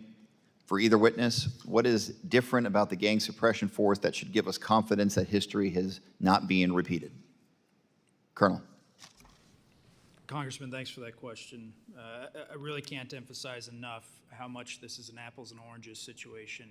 The gang suppression force was fundamentally designed with the previous 11 multinational force interventions in mind, and it's different in a few very critical ways. The first way is the mission. This is a very much counter-gang offensive operation focused on the mission, neutralizing, isolating, and deterring the gang members and securing critical infrastructure in addition to security force personnel reinforcement. The second is size. This force is over 5 times larger than the MSS force, and then if you take into account the structure, the previous mission and perhaps missions mischaracterized the problem. They thought of this as a criminal problem. It is not. This is a proto-insurgency, and these folks really are on the verge of something significant if we can't stem the tide. So this is a 4/5 military structured force and 1/5 police force, at least at the beginning. And it is comprised of components from the air, the land, and the sea. We have a maritime component for maritime interdiction. We have an air component for aerial insertion and aerial interdiction. From a sustainment standpoint, we're dependent upon the UN. This is a critical distinction from the MSS. These troop contributing countries deploy with their own equipment. The previous mission, the United States Presidential Drawdown Authority, was used to provide equipment to these forces. So they fell in on equipment they didn't know how to drive, they didn't know how to operate. So fundamental difference there. And then from a leadership standpoint, we designed this force with a special representative and staff to observe and control critical functions that need oversight. From your perspective, what does success for the gang suppression force look like? Yeah, so this is fundamentally a territorial problem, but as stated previously with regards to the benchmarks and indicators, the first element is territory that's controlled by the gangs. That territory has to be retaken and state functions have to be provided in those sections, in those areas. The second element is critical infrastructure. Right now, there's a no-time restriction on the airport because of the gang threat. The gangs continuously shut down the seaport because of threats of violence and tolls. Critical infrastructure must be secured, and we can measure that in terms of geography. And the last element is Haitian security forces. So we are way under the amount of forces needed. The United States support of the HNP has been instrumental, but we need more of it. Over. Of course, we're focused in on not just short-term violence reduction, but long-term stability for Haiti and the people of Haiti. What steps is the administration taking to ensure that the gang suppression force fits within the broader U.S. strategy toward Haiti, addressing not just security, but also governance, judicial responsibility, accountability, judicial impunity, humanitarian needs, and ultimately long-term stabilization for the people of Haiti? Well, Representative, I think we've talked a little bit about some of the steps that need to be done in addition to securing the security situation. One of them is getting governance of Haiti by Haitians. Right now, you have no elected representatives in any branch of government in Haiti. All of the last elections were 10 years ago, and the people who were there were sort of put in by outside bureaucrats, and nobody had much respect for them. So one of the big parts of the strategy is for the Haitians to go ahead and, as rapidly as the security situation will allow, to have elections, get representatives in their legislature, get an elected president, start to appoint judges and so on, and have their own accountability mechanisms. We can't substitute all of those from the outside. The other is economic. This is why we were calling for a multi-year reauthorization of Hope Help. You can't go on forever with just outside injections of aid. I mean, much as important as the humanitarian aid is, that's not the optimum way to live. We want people to have jobs and for the Haitian economy to be functioning and so on. And the way to do that is to attract outside investment. So these are all pieces of the puzzle that have to work together. But they're, as the Colonel said before, they're all interdependent on each other. One of them by itself is not going to work. We have to make them all fire on all cylinders at the same time. All right, I would just finally add, Mr. Chairman, that remittances from Haitian TPS owners in the United States would certainly help with stability in the country, and I feel it's not in the United States' interest to return Haitian TPS owners to a dangerous situation in Haiti. I yield back. Thank you. Representative Baird. Thank you, Mr. Chairman and Ranking Member. Appreciate you having this hearing. And Ambassador Kozak and Colonel Gagarsky, we appreciate you being here and answering the questions from the committee. It really helps us understand where we're at. You know, after the fall of the Soviet Union, and I'm skipping some things that were happened back in 1915 regarding Haiti and our involvement there. But after the fall of the Soviet Union, our efforts did not cease. We continued our support for a democratic Haiti, and first in 1994 and then in 2004, the U.S. military stepped in to prevent military coup and the attempts against the democratically elected president, Bertrand Aristide. So yet after all of our intervention, Haiti continues to devolve, and in 2021, the country descended into gang violence, which you've talked a great deal about, following the assassination of the president, Mosey. And according to Secretary Marco Rubio, the only way to bring stability to Haiti is to first eliminate the 40,000 violent criminals. So we have our challenge, and you've expressed that already. But our goal and the goal that's in front of us, so I want to take a look at the UN and U.S. has a coordinated response. Haiti has hired a private contractor, Vectis Global, I think is the name, to help with revenue collections and border and customs enforcement. So, Colonel, how do you anticipate the information sharing and operations between the Vectis and other military forces and forces from Haiti? And how will these operations be deconflicted regarding the information that they receive?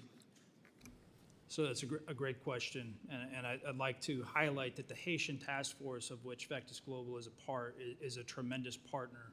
And just in the next week, we will coordinate the placement of a Haitian task force member in our Joint Operations Center. So we will actually have an individual, he will be a Haitian National Police individual who is part of that task force of which Vectis Global supports, who will coordinate and deconflict both operational planning and operational execution. And I can tell, or I think that I'm seeing that you think that coordination is working well and will continue to improve. And I think that's probably partially because the Haitians would like to have a democracy as well. And so, Yes, sir. It is already working well. We have coordination informally at the command level, at all levels of command with Vectis Global and the Haitian Task Force, but this will formalize that agreement and partnership.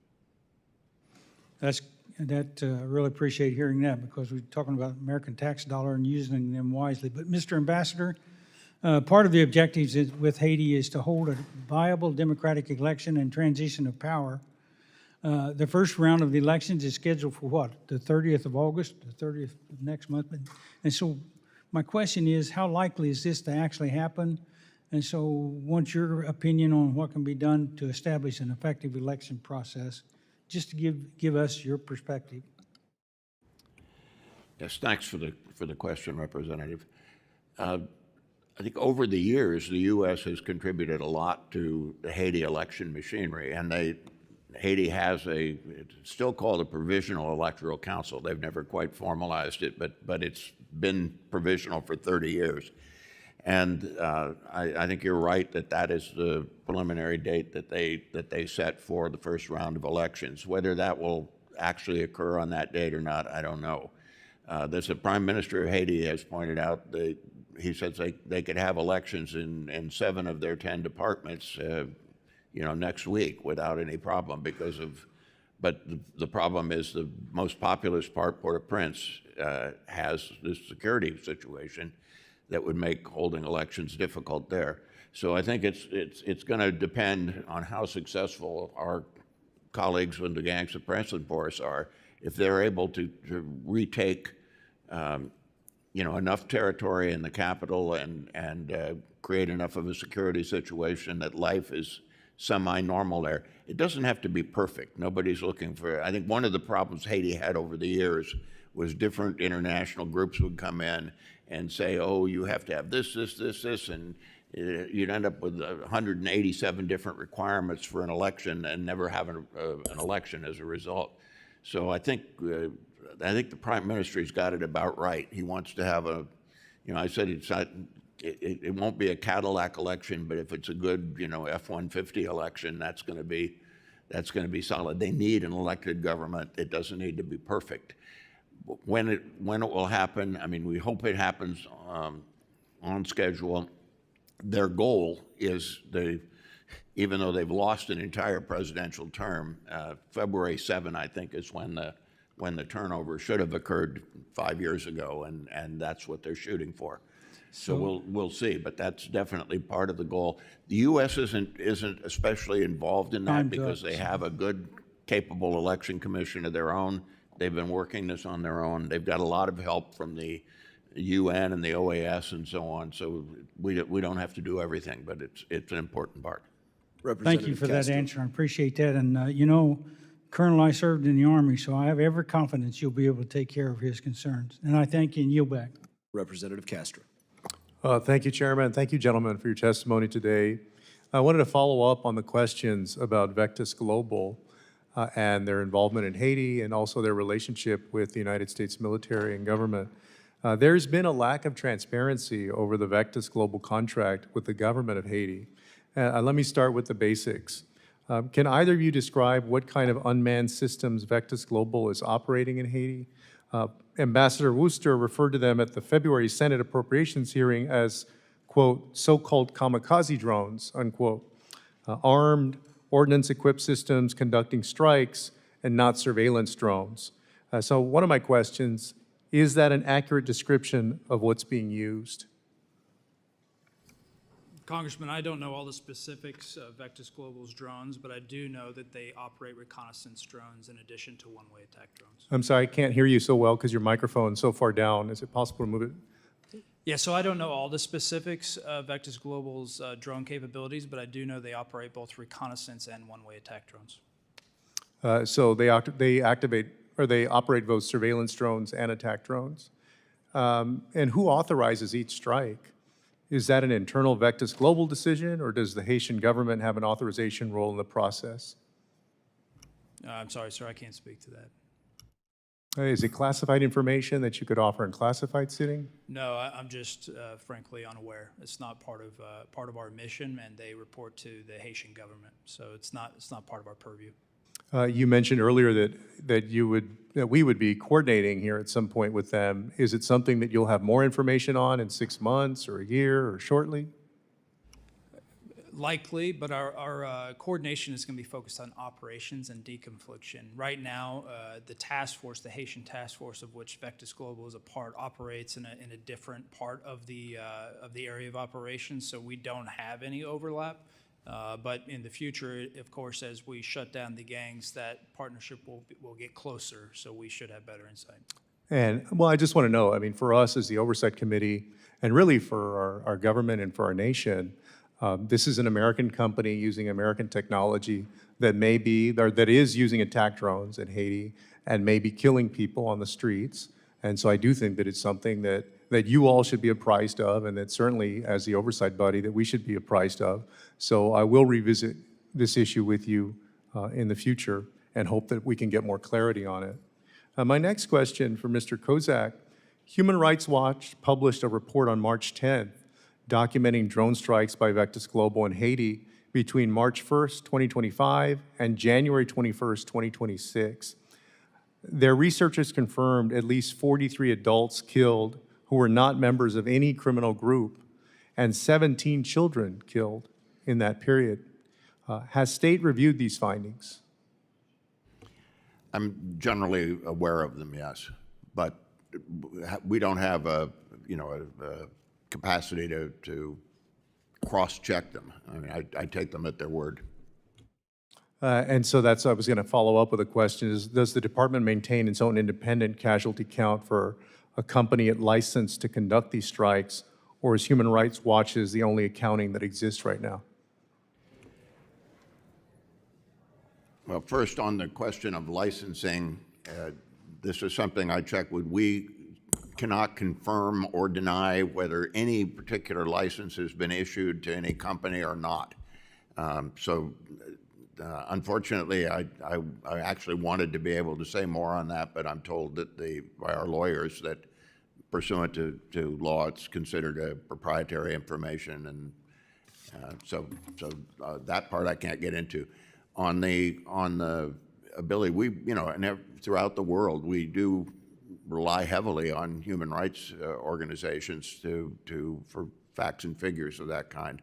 Well, let me ask. In Haiti, where our embassy is very, very constrained at this point because of the security situation. Sure. Let me follow up with a question to Colonel. Do you believe, having said what I just said about a Human Rights Watch report, which Mr. Kozak essentially said was true or had no reason to doubt, do you believe Vectis Global's activities meet the standards that we expect of the U.S. military? What I can tell you, Congressman, is that Vectis Global operations and the task force operations for Haiti have become more and more discriminate.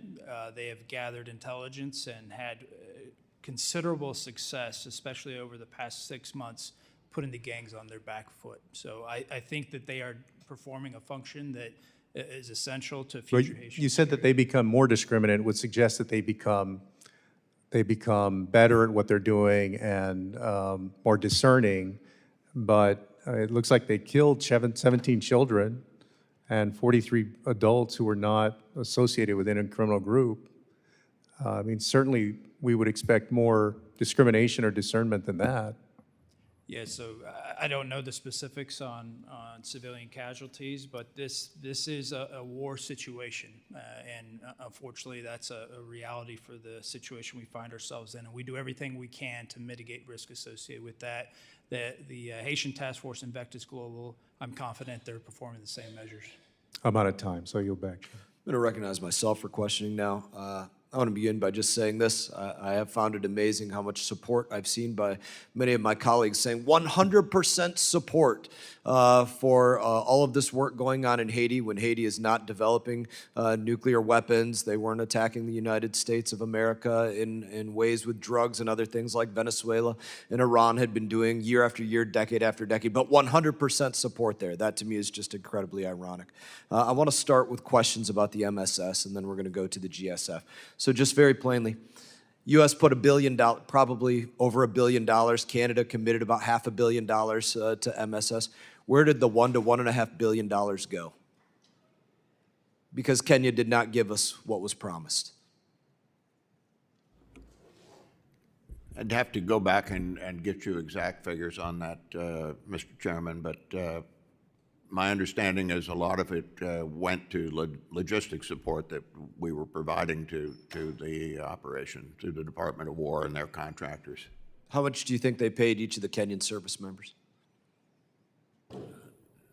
I want to say it's the service members of something in the order of $33 million. In total of the $1 billion, the service members' stipend of that was about $33 million. Yeah. It was about $14.48 per individual, or just under that. The vast majority went to logistics, aerial movement of personnel and equipment, and then sustainment, the food, the health care, the hospital. I'd like to see the ledger of what Kenya grifted off of the United States of America for this, off the American taxpayer. Can you provide us with the ledger of that? Yes, sir. Perfect. I want to move to the current situation of what's going on right now. We've talked a lot about the MSS already. So going to one of the questions that was asked already, is it the case that these gangs are creating child soldiers? Yes, sir. How big of a problem are child soldiers, under 18 soldiers? Massive. Half of the gang composition is comprised of child soldiers. Very good. Thank you for sharing that with us. Not good, but thank you for sharing the information with us. As you look at the TPS, which is a big part of the conversation, do you anticipate those that return to Haiti as a result of any ending of TPS being a part of the solution to make Haiti better? Yes, I would say so, Chairman, that you know, you have people going back that have training or have matured in the United States and weren't part of the gang situation. TPS decimated their police force. Will so an ending of you're TPS gonna bring people back? Yeah, and hopefully there'll be employment opportunities for them in the security forces, both the police force, but also the military that the Haitians are going to be As I growing. made the point earlier, it was so much of a problem for Haiti that they had to go to making people come and receive their paychecks in person because so many of them were receiving their paychecks by direct deposit, and they were off in the United States of America, and they were not in Haiti doing their police work. I want to know a little bit about the strategy of what's going on here. Is this, as we look at the forests of Chad, Sri Lanka, Guatemala, Mongolia, El Salvador, Jamaica, I think that makes up about all of it, are these going block to block? Yeah, that's a good question, sir. So the concept is clear, hold, build, right? So we are focusing on the highest density and concentration of gang elements and clearing those elements, and then very critically holding, which, as you know, previously the force was unable to do. So holding those, those areas with persistent presence, and then bringing in the build component, which is integration with Haitian security forces. Chad is the largest group. Did you say build component? Was that the word? Build, yes, sir. Build. Partner with Haitian security forces and ensure that they can sustain themselves. Chad, the largest group there. Who's the fighting force? Who's the hold force? Chad, Sri Lanka, Jamaica, El Salvador, who's who? So we've designed it, as you'll appreciate, very much like a military operation. It is a military operation, so we have areas of operation, 3 critical areas of operation with battalion-sized battle space owners. So Chad has the West Department, Port-au-Prince. Sri Lanka is responsible for the Artibonite, where the gangs also are very entrenched. And then Cote d'Ivoire will come in and take the Center Department, which occupies, the town of Mirabelais is. How many high-value targets have you identified for targeting? Not that you've hit yet, but necessarily targeted. Yeah, I'd be happy to give you specifics in a classified session, but we're at the very front edge. So right now, for targeting purposes, it's 0. We will change that in the very near future, next 45 days. I'll be curious to hear more about that one specifically. How much ground has been held so far? So we've just built 2 critical forward operating bases. One of those is the Base Fertière, which is just across the street from the U.S. Embassy. We're thrilled to have you there in the next week or two. That's a massive footprint that was previously a Haitian military base. We've now expanded into a critical stronghold that the gangs held previously in Lower Del Mar. This is critical. It's between the seaport and the airport. And we expect to expand in the future, the very near future, on the north side of the airport, and then to the outlying provinces. Happy to give you those details in a classified setting. Very good. Thank you for the information on that today. Thank you for your testimony, and we will go to Representative Jackson next. Thank you, Chairman Mast. Thank you for panelists for being out today, and thank you, Ranking Member Meeks. The Trump administration's immigration policy has drawn some level of criticism for appearing to apply different humanitarian standards to different populations. While it moved quickly to admit white South Africaners as its stated policy from South Africa, where there has been no evidence of any brutality or repression, they've classified them as refugees based on claims of racial persecution. It simultaneously sought to terminate temporary protective status for hundreds of thousands of hardworking Haitians despite Haiti's ongoing political collapse. And I must say, we've had some participation in that by abducting one of its presidents recently. This reflects a selective approach to refugee and humanitarian protections that is difficult to reconcile with a consistent application of U.S. asylum and refugee principles. The question is, what objective criteria did the administration use to prioritize refugee emissions for white South Africans while seeking to end TPS protections for Haitians facing extraordinary violence and state collapse? Mr. Kozak. Representative, I would say first, I think there's a big distinction between TPS and asylum or refugee status. A refugee or asylum, the individual needs to be able to show that they're being singled out for persecution based on race, religion, ethnicity, political opinion, something like that. And can't many of the Haitians... TPS is a temporary status saying that it's inconvenient to send somebody back because of an earthquake or a hurricane or something like that. If you could answer the question, I understand the background, but if you could answer the administration. I'm saying that in the case of you're positing a South Africa refugee question, the standard there would be the refugee standard. TPS does not use that standard, so it's not a distinction between South Africans and Haitians. It's a distinction between. But the administration made it between white South Africans. Are there no other groups of people in South Africa that could also seek some sort of refugee status? The administration was very clear, only for white South Africans. But let's focus on Haiti, which is the real concern. Well, this is an arbitrary classification as well. People anywhere that are out of their country can claim refugee status. Is it dangerous for Americans to visit Haiti? Currently? In terms of our travel advisory? Yes. It's dangerous for Americans So to why are we visit Haiti, sending particularly Haitians the back to Port-au-Prince part of Haiti. Why are we sending Haitians back to Haiti if we acknowledge it being dangerous? The State Department travel advisories that are done for Americans, and they relate to dangers or risks that are particularly applicable to American visitors in another country. That doesn't necessarily apply to the population of that country. And So you can understand, for example, Americans can be at high risk of being kidnapped and extortion campaigns. Can a and it Haitian might be at a high risk of being killed when they return to their home country? It depends on the part of the country, So the answer Congressman. is yes, correct? It depends on the part of the country. If you are in Port-au-Prince and in an area controlled Which is by the the largest gangs, you're city. at risk of being harmed by the gangs. So if we could if say, you get crosswise with them, yeah. so if the largest city is unsafe, we can also assume that many parts of the other country would be unsafe. Where people are returning so far is in the north to Cap Haitian, which is relatively stable. People go to work there and so on. Well, if you will, in closing, do you agree with the administration's policy of ending the temporary protective status for those Haitians that are in danger going back home? I represent the administration that adopted that policy, yes. You support it? Thank you. I yield back. The gentleman yields back. At this time, we'll recognize the representative from Michigan, Representative Huizinga, for 5 minutes.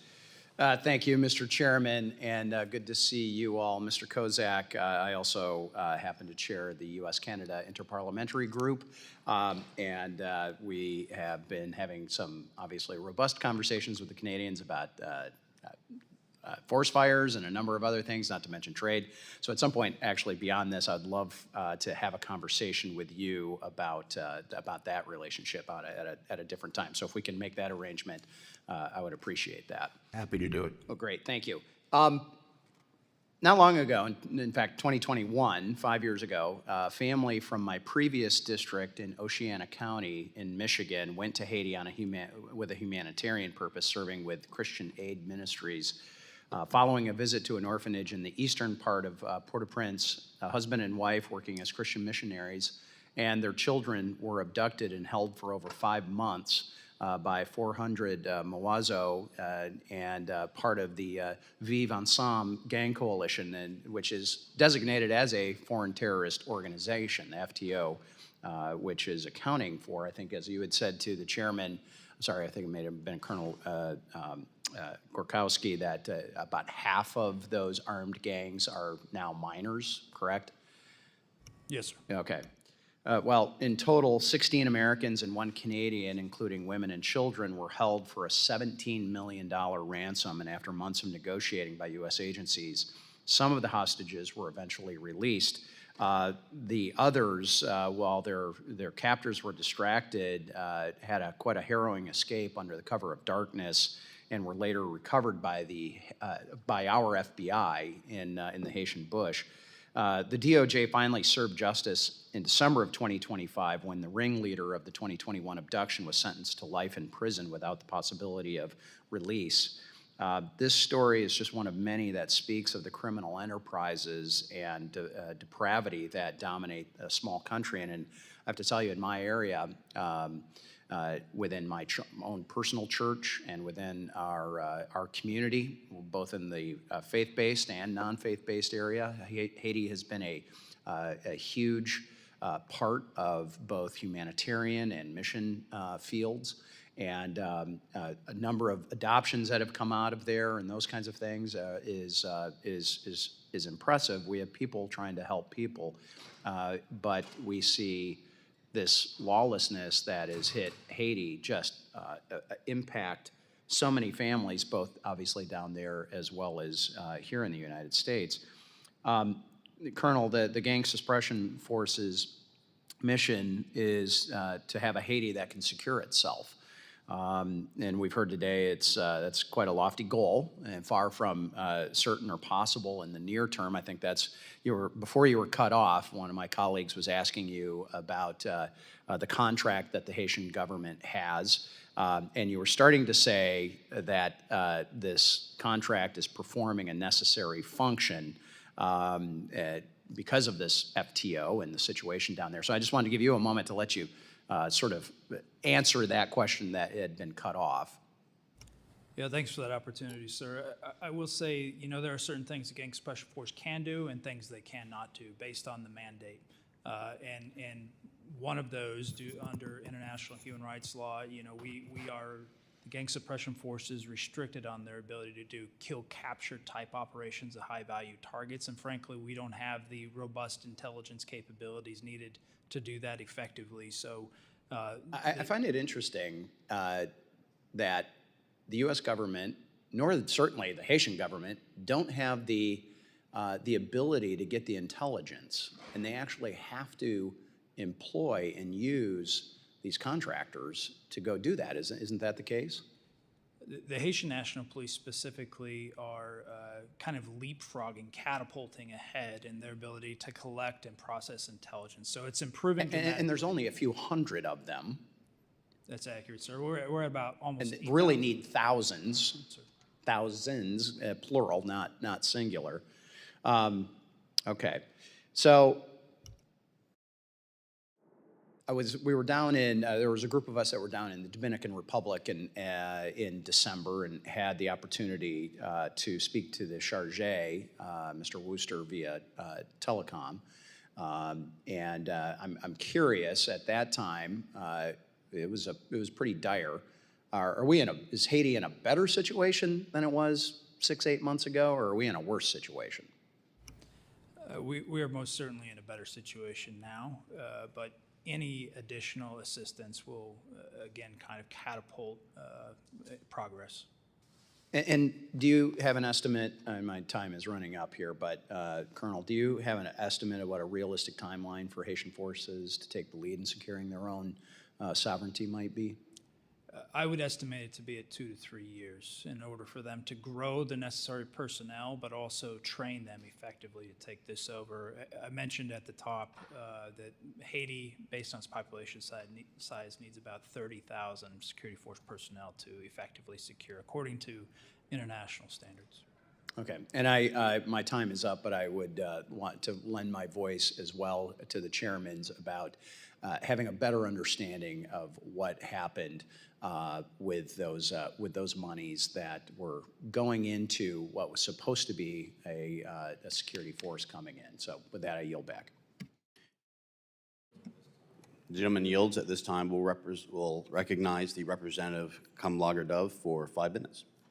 Thank you, Mr. Chairman and Ranking Member Meeks, for this hearing today. So, Ambassador Kozak, the theme of your government service has been the advancement of democracy and human rights. And from your CV, you have gone to some complicated countries like Haiti. And the fact that you are an experienced Haitian policy veteran dating back to the 90s means that you understand its significance and challenges. It is part of the Western Hemisphere, part of the Caribbean, close to us. The TPS program has been an economic lifeline to Haiti. The professionalization of the diaspora has made Haiti an essential contributor to our economy and healthcare workforce. More than 100,000 Haitian immigrants work in the U.S. healthcare, helping fill critical workforce shortages and generating millions of dollars in economic activity through their labor, taxes, and spending. I see that as diplomacy at work, and yet historically we have treated Haiti very gingerly. I think that's short-sighted given its proximity to us, and wonder if it is that we don't care about Haiti because we haven't figured out to control it. Newsflash, ask France, they don't want to be controlled. Or is it because this is a country of African people? Don't know the answers to that, but what I do know is that we have benefited economically from Haiti and its people for decades while failing to make a comparable investment in its long-term stability. And it is rudderless right now. It has descended into an unprecedented security and humanitarian crisis, and this administration is making it worse by pulling back, leaving a vacuum at precisely the moment when sustained engagement is needed. In 2025, President Trump withdrew a $13 million U.S. commitment to the United Nations, intended to help combat the very gangs we are discussing today. So Ambassador Kozak, public reporting indicates that the department approved a license allowing Vectis Global to provide defense services to the Haitian government in connection with the reported $52 million security agreement. So can you at least confirm that the department issued that authorization? Regrettably, Representative, I cannot. I'm told by our lawyers that I cannot confirm or deny whether anybody has applied for a license or whether we've granted or not granted a license to a particular company. So is it that you don't have the information, or you're not allowed to share the information? I'm not allowed to share information. Okay. So do you know? I'm told by law that we're required to keep it Well, confidential. somebody knows. So could you share it in a classified setting?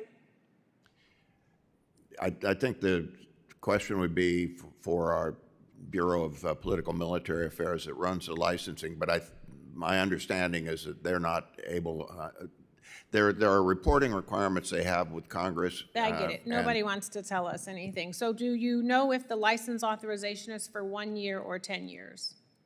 I can't You can't say comment that. on a You know, so I'm only asking hypothetical because license. we are, you know, some of this has been reported in the news. So I want to know then, if you even know what's in the security agreement. Does it include things like a performance-based commission for Vectis Global?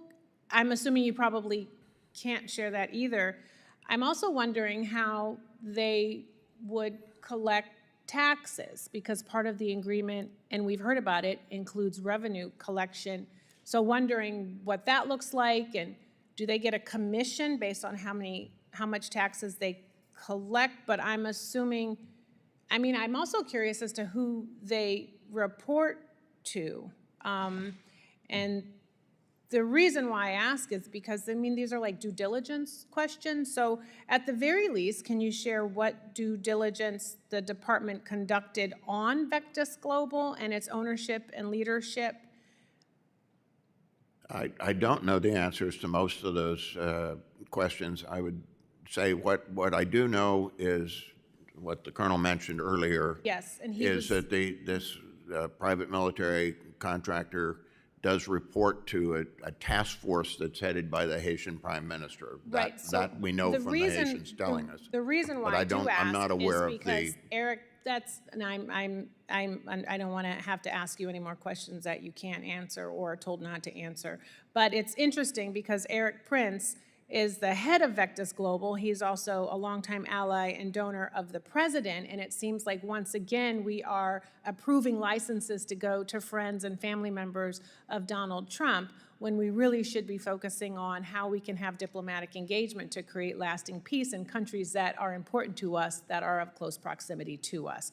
And with that, I will yield back. Thank you, Mr. Chairman. Thank you so much. I will just add that under the DDTC's Director of Defense Trade Controls, they are having requirements that are things such as DSP-5, DSP-83s that are requirements not only for brokerage licensing and vetting, but also for exportation and approvals in line with ITAR. I'd also note that while Prince is sometimes a controversial issue for many of my colleagues, we will add that we wouldn't have had Shkin Afghanistan had it not been for them or other areas of security cooperations that we had utilized through the State Department, the agencies, and various others that successfully carried out not hundreds, not tens, but thousands of successful missions that allowed us to protect our diplomats, protect our dignitaries, and also advance security cooperations. With that, I will recognize the gentlelady from Florida, Representative Salazar, for 5 minutes. Thank you, Mr. Chairman. Wonderful to see you again, Mr. Kozak, and thank you for your service, Colonel Gorkowski. And you know, I represent the city of Miami, hundreds of thousands of Haitians. We know them very well. We know they're good people. It's been miserable, the political elite that they have had or inherited for the last 100 years. They deserve better, and they also deserve better in 2010 when the Clinton administration formed something called the Clinton Foundation and received so many funds in order to reconstruct that country, and those funds were compromised. So we know that the Haitians do not deserve many of the political situations they have had to face. For that reason, I am bringing up the Hope Help Act, which is the #1 source of formal employment in the country. They're employing more than 100,000 people. So I would like for you to send the message to this body, to the United States Congress, Republicans and Democrats, in saying that Secretary of State supports the renewing of this program for 5 years, brings stability, it keeps Haitians at home, and we need the signal from state. Can you send that through this committee right now? Yes, Representative Salazar. The Secretary and the administration support a multi-year reauthorization of Hope Help. We're quite in favor of it. And What else urge- do you think state could do in order to push this body to take this up and give the Haitians 5 more years of Yeah, stability? I think we've been trying to signal that every way we can, including in my testimony here today. Beautiful, beautiful. So State Department and the Trump administration is in support of extending for 5 years the Hope Help Act. Beautiful. The gang suppression force, we're talking about 5,000 effective or men in uniform, not all of them Americans. We're going to be providing some type of leadership. It's a full force. Are we going to be able to arrest barbecue? What are we planning to do with barbecue? And for those that do not know, barbecue is the leader of one of the many gangs, but apparently he's more intelligent and he's been able to sort of have a grasp of the country. You know, that's a great question. And of course, barbecue has been on the minds of anybody who looks at Haiti. You know, the great strength that barbecue has developed in recent years, in the last 3 or so years, is the development of alliances. And one of our Alliances. So he has aligned himself with whom? Other gangs? Yeah, so 2 large gang coalitions, G9 and GPEP, allied over the past few years, and now you have 20-some separate gangs who are allied under this Viva Ensemble And why? What has he done? What does he have? Why is he so capable of uniting all these criminals behind him? Yeah, so it's predominantly influence, largely through social media, but also influence through resources, so money, weapons, etc. Who gives them those resources? Yeah, it comes from many different angles. Weapons and ammunition that come, in some cases, direct from Florida and New York through the Dominican Republic. They have porous borders. Who pays for that? They generate the revenue largely through illegal tolls, taxation. The areas they control, they are the de facto sovereign. So they collect taxes, they excise tolls, they control shipments, from the seaport. From the official border crossing points. So they have massive revenue generation, thousands of dollars for individual vehicles. And do you think that this gang suppression force, 5,000, will be able to, is there any way that we can barbecue? Can we roast him? I hope and so. Slowly. Yeah. Like, those pigs that they get roasted little by little, that's exactly what he deserves. And I'm sure that this is going to go viral on social media. That's exactly what the United States forces should do to barbecue. Barbecue him. Is there any way that we can do something similar? Yeah, we are focused on retaking the territory controlled by the gangs, and through that, we will suffocate him and his lifeblood. Are we going to be able to arrest him? Do you think, is there any possibility that we're going to be able to arrest this man and bring him to justice? It is absolutely a possibility. It's a top objective. And by when do you think that could happen?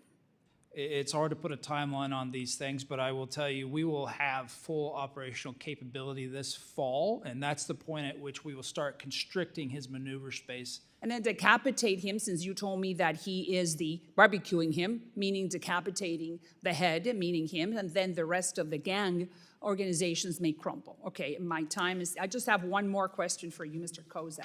You know that I sent a letter to you and to Secretary Rubio basically asking for this shell company called Comercia Dola, whatever, in Cuba. And what they do is that they're the shell company for the Cuban military in charge of human trafficking. So this is the organization that does business with other countries, and those other countries send money to this shell company. And basically what they're doing is that they are in the business of human trafficking, Cuban doctors, trafficking Cuban doctors. Now, why do I say that? Because these doctors are modern-day slaves. They get paid 5% of their salary. They cannot bring to the country where they're going to be serving wife, kids, families. They are just slaves.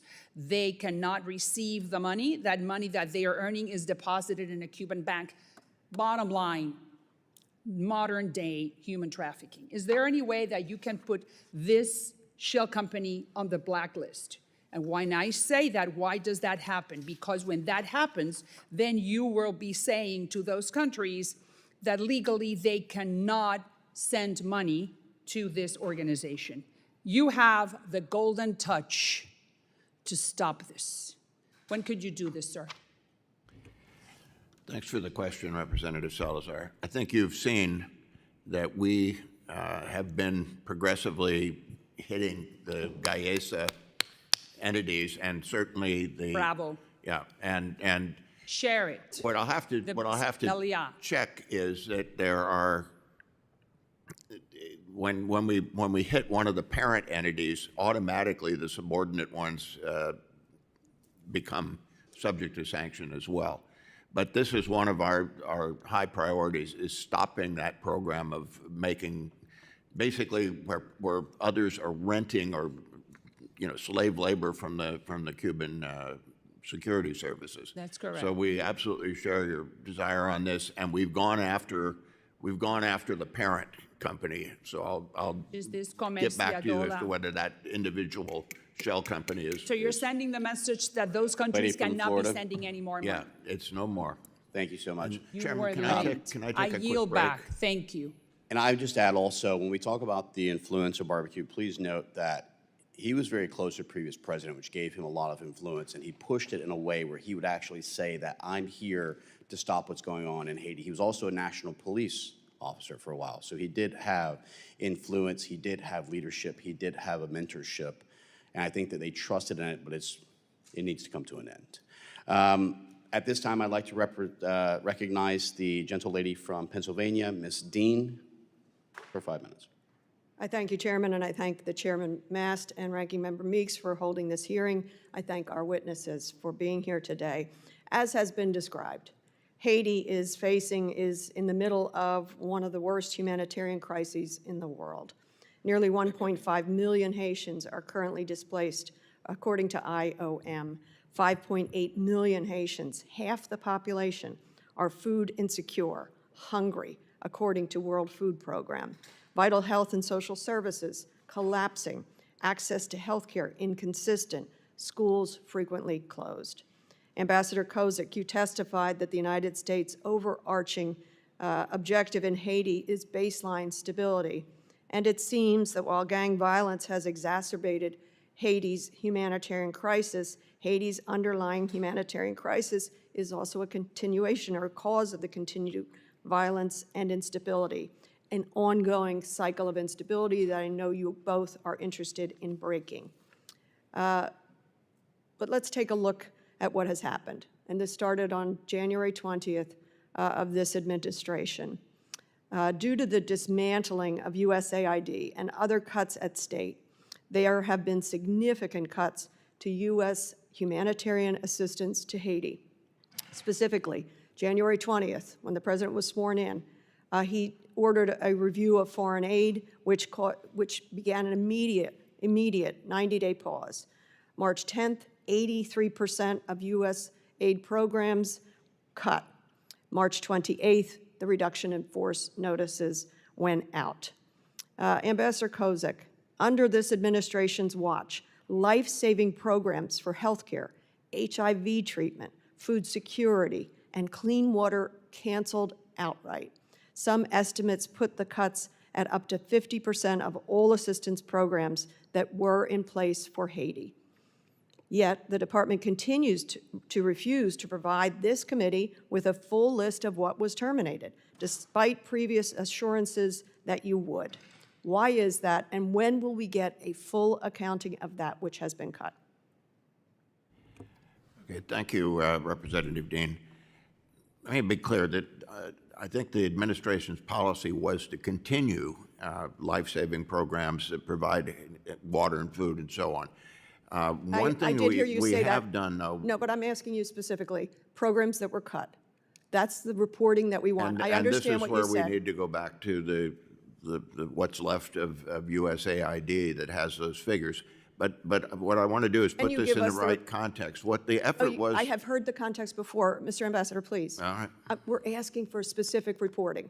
When will we get specific reporting on the programs cut?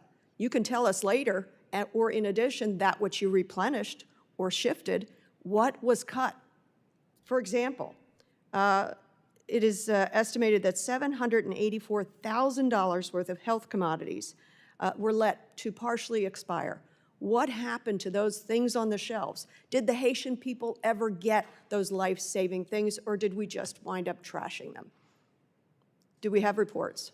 Yeah, I don't know the answer to that question. Will you I would promise to refer get it to the USAID people. But I do USAID's want to get gone. on the record, Congresswoman, that No, we... no. Yeah, well, Sir, you as a- asked me a question and as a won't let me answer. representative of this administration, you owe us that reporting. Don't ask us to go to USAID. Most of those folks are gone. The administration owes the answer. I'll leave it at that. Let me go on to the boat strikes. It's an issue I care deeply about, and the related issues to it. I know that the administration cares about stopping the flow of illicit drugs into the country, and the administration's boat strike campaign has the stated purpose of stopping the flow of illicit drugs to the U.S. There's a problem with that premise. The president keeps talking about fentanyl on these boats. Actually, there are two problems with it. In the boat strikes, what evidence have you produced that these were boats carrying illicit drugs to the United States? Where's the evidence? I think you would put that question to our colleagues from the Department of War who've been carrying out that policy. But this is I do within know the, that they feel confident that they are Yes, but targeting the correct here's the deal. targets. We have had so far 221 dead, 66 strikes. That's only as of July the 1st. There were 4 strikes in June alone that killed 16 people. Congress has received no evidence of these extrajudicial killings, of the evidence of the drug trafficking. When will you, in your capacity, provide us that evidence? Department of Defense, as it is named currently, hasn't given us any briefings either, but you owe us briefings. I can't brief you on something I don't know. Do you have any evidence of drugs on these boats? I think that has not been the issue. The issue is whether the people on the boats and the boats are part of the organizations that are doing that. What, do you have evidence of that, of their organizational ties? These are intel-driven. And Mr. our Chairman, the colleagues- last member went over 2 minutes. Yes, Would you I answer the question? understand that, Ms. Dean, but at the end of the day, I do sit with the chair and have the gavel. And I am being I thank you. polite and I yield asking back. for you to just go ahead and ask I whatever look questions forward you to would the like. reports. Thank you. Ms. Dean is very passionate, as we all are, about how drugs have impacted our families. And I understand that while she supports this heavily, she also wants to make sure that the intel is correct, as we all do in Congress. I understand your point, which is the Department of War resides with the majority of this. I'm blessed enough to sit on the Armed Services Committee and the Foreign Affairs Committee, so I have actually received briefings that talks about where the drug boats had actually left from, which were known areas of collection points, who was seen there as a target identification, doing PIDs, and then also what the route was that was distinguished by their actual vectors on the ocean itself. Is that enough? For some, yes. For some, no. But I know that Ms. Dean and I have a very shared concern here, which is stop drugs from poisoning our families, from ruining lives, and making sure that our streets are safe. And I know we have that shared concern. I thank you, Mr. Chairman. Maybe you could get that briefing shared with the larger Congress. And of course, the false premise that these are fentanyl boats makes no sense whatsoever. And the majority of them are not just fentanyl, they are cocaine and others. So I agree that we need a full brief. But you know as well as I do, Ms. Dean, that unfortunately, if we don't sit on certain committees, we don't always get the information. I don't get it from financial services. I don't get it from others. It'd be nice if that was the case, but it's not always, which is why we have our areas of jurisdiction. With that, I will now recognize the representative from New York, Mr. Lawler. Thank you, Mr. Chairman. The State Department currently lists Haiti as a level 4 travel advisory and tells Americans not to travel to Haiti for any reason whatsoever, and even encourages them to leave DNA behind in the event they do go to Haiti. Mr. Kozak, can you please share why Haiti is at level 4, and why is it unsafe for Americans to travel there? Well, these are determinations made by our Consular Affairs Bureau for countries all around the world. I would say in the case of Haiti, the factors that have gone into it, One, we've had, as Representative mentioned earlier, we've had a number of kidnappings of Americans and being held for ransom and so on. We have extremely limited consular services there because our embassy is so small, and the generalized crime in parts of Haiti. So there are all those different factors that are spelled out in the travel advisory. But these are Inclusive of that, the lack of a stable government, the gangs running large portions of Haiti, correct?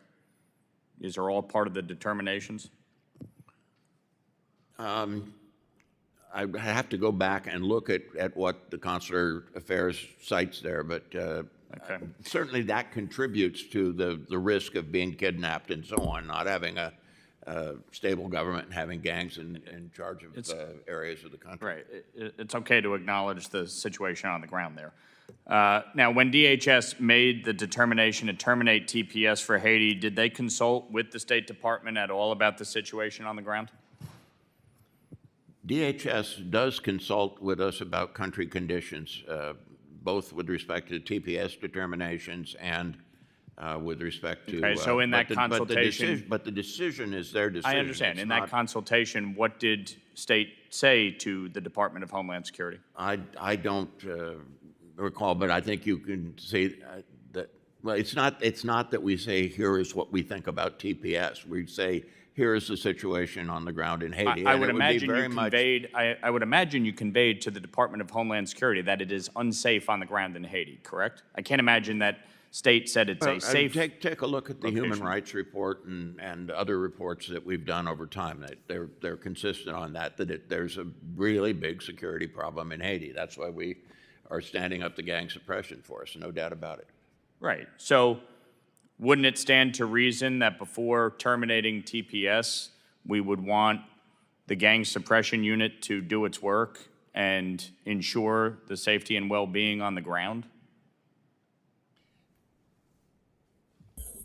I think you go back to the beginning of this. So the temporary protected protected sir, status. I know was what temporary protected status means. Yeah, and it was protecting from an earthquake that happened 16 years ago. Right, multiple natural disasters, and then, of course, the assassination of the president of the country was inclusive of these determinations as to why TPS was extended. But State has a very specific role, which is to advise the Department of Homeland Security about the situation on the ground, and I can't imagine, given that we are setting up a gang suppression unit, that anybody at State would have said everything is honky-dory on the ground in Haiti and let's end TPS. I mean, is that the position of the State Department? No, it's certainly not anybody saying that it was honky-dory. All right, good. So over the last few years, the security situation has clearly deteriorated in Haiti, and what started as a downward spiral has ended up in a free fall. There's no legitimate government. The gangs are exercising authority over citizens, roads, ports, and much of Port-au-Prince itself. And the dire situation has resulted in a humanitarian crisis and extreme poverty. And since I joined Congress, I've been urging my colleagues on both sides of the aisle, as well as the Biden and Trump administrations, to prioritize the problems in Haiti. President Biden oversaw the UN's Kenyan-led multinational security support mission, which was an absolute disaster and a failure, okay? The gang suppression force has the potential to work because the whole objective is to eliminate the gangs and allow for a stable government to take form and allow for a free and fair election. So, Colonel, can you share how the gang suppression force differs from this Kenyan-led mission, and why is this the better route? Yeah, thanks for the question, Congressman. Very important to distinguish the two because they really are two separate entities. The biggest challenge that we began with was clearly identifying the problem, and the problem had been mischaracterized in previous intervention as a criminal problem. It is fundamentally not. It is a proto-insurgency, and we seek the gang suppression force to attack those proto-insurgent issues. So the gangs are comprised, their operations are comprised of four critical elements. One's arms and ammunition, 2 is resource flows, illicit resource flows, narcotics, et cetera. 3 is safe haven, and 4 is alliances. Our objectives are to eliminate that lifeblood from the gangs, and we've designed the force to do just that. We have an updated mission. We have very clear and distinct leadership from the last mission. The size, we're 5 times larger. The structure, it's a military-heavy structure, 4/5 military, 1/5 police. Yeah. And then finally, sustainment. You know, the greatest burden to the U.S. taxpayer was through sustainment of the previous mission. The UN is supporting sustainment of this mission through assessed contributions. I appreciate that. And look, we want this to succeed. We want Haiti to be safe for Haitians to return to and have a more stable government and elect a government of their own choosing and have a democracy on the ground free of gang activity. Lastly, I would just say in the NDAA last year, we created the Office of Haitian Affairs. I see your colleague stepped away, but this needs to be set up within the State Department immediately and start focusing on what needs to be done, working with state and our staff on the ground there and the government of Haiti ultimately to have a more stable situation on the ground. So I would encourage the administration to get the Office of Haitian Affairs set up as Congress passed in the NDAA. I yield back. Thank you so much. I know that many of the members want to wait until the ambassador comes back so you can ask questions.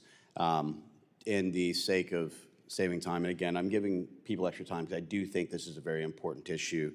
I know that Debbie knows how, Ms. Wasserman Schultz knows how important this is, being in the state of Florida and knowing how close to our own shorelines it is. And so I definitely want to give her the opportunity to ask the questions as well as for Representative Mfume. But I'll go ahead and recognize myself for 5 minutes and address with the Colonel, and that way it gives you guys time if you'll agree. Thank you. Colonel, looking at GS9, looking at barbecue, and looking at the gang activity, what could you utilize as a comparison to things that we have encountered like this in the past and what strategies were successful? Yeah, it's a really good question, and we've done a fair amount of comparative analysis trying to identify an appropriate solution. Probably Somalia comes closest in this regard. And you know, we built our solution not only through that comparative analysis, but also through detailed analysis of previous multinational force failures. And you know, the same themes are reiterated throughout history, and our distinct goal from the onset was to ensure we don't, you know, complete the same mistakes of the previous missions. And if I may, we've seen where, and I'll bore people with the history, you know, we always want to hit the contractor, right?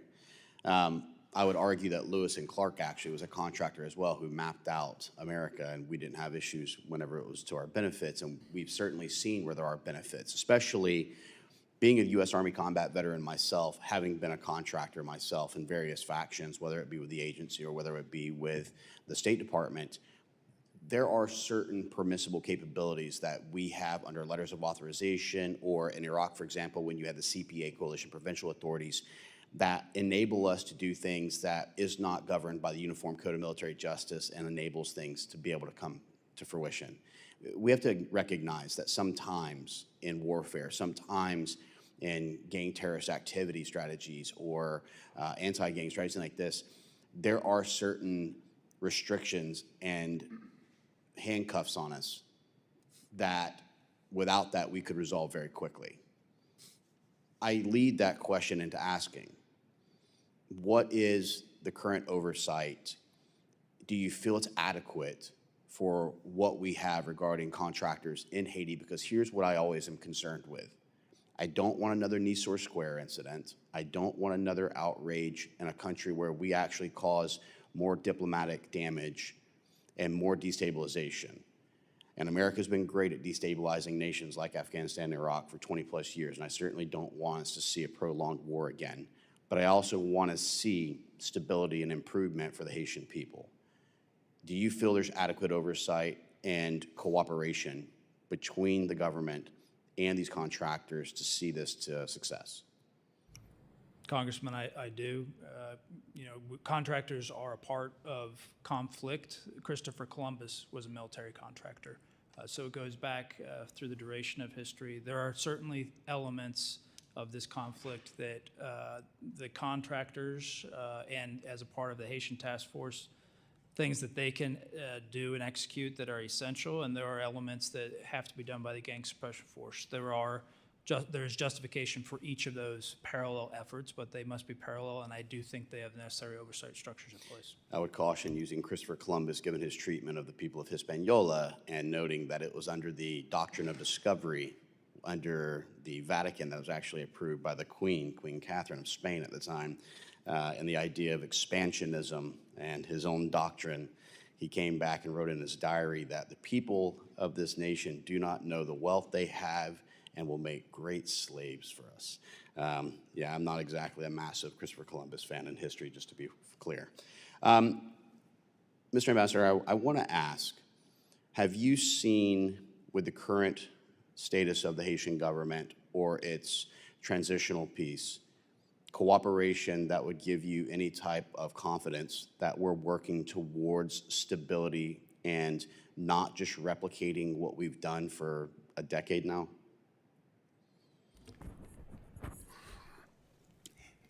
Yes, I think with a couple of specifics. We had this transitional presidential council that was set up that was sort of a rotating presidency. Some of the people on it were tied up with gangs. Some of them were very corrupt. They were keeping their position simply so they would have immunity from prosecution.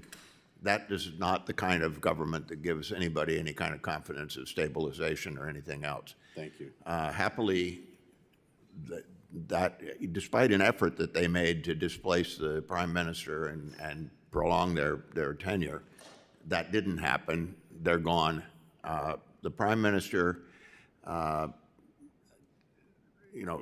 is certainly not an elected individual, but he seems to be very dedicated in his mission, which is to have an election and get somebody else elected. He's not purporting to run for office himself. But not a so I think we've got not a dictatorship style, and someone who wants to see the success of his nation, which is what we all want. Exactly. With running over just a few seconds, if I may, Haiti's very important, especially to us in the great state of Florida, but it's significantly important to me as the only member of Congress who went and traveled over to Haiti in April of 2024 and conducted rescues.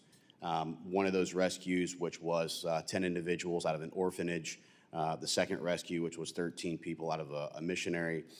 We wish that we could have gotten more, but also I was blessed to be able to work with the Tim Tebow Foundation, another great Floridian, to get out 59 mentally and physically disabled children that Barbecue and his gangs wouldn't murder, but would take their food and their medicine to watch them slowly die. This is the type of barbarism that we can't accept, especially this close to our own shorelines. And while this is one of multiple rescues that we've been a part of, and I was very thankful to the Dominican Republic and their government for their support, running out of Puerto Plata, Santo Domingo, and other areas, we need more cooperations. We need Congress to have better reporting and briefings, and we need to have the information so that we can use the tools that we have here, which I know is near and dear to all of my Florida colleagues, to try and make sure that we can support the efforts. With that, I will now recognize the gentleman from Maryland, and I apologize for the additional time, but you will get as well. Representative Mfume. Thank you very much, Mr. Chairman. My thanks to you and to, obviously, our two witnesses. This is a tough matter. I spent 3 hours at the Pentagon yesterday trying to better understand a number of things that we are and are not doing, and had briefings, I'm sure, Colonel, with some of your colleagues there. Let me just say this about Haiti. I have a deep affection and affinity for the country of Haiti. Their 235-year history is replete with instances where they continue to overcome great odds. And our history with respect to them has been hands-on, hands-off, we didn't see it, let's not do it, or let's put it off.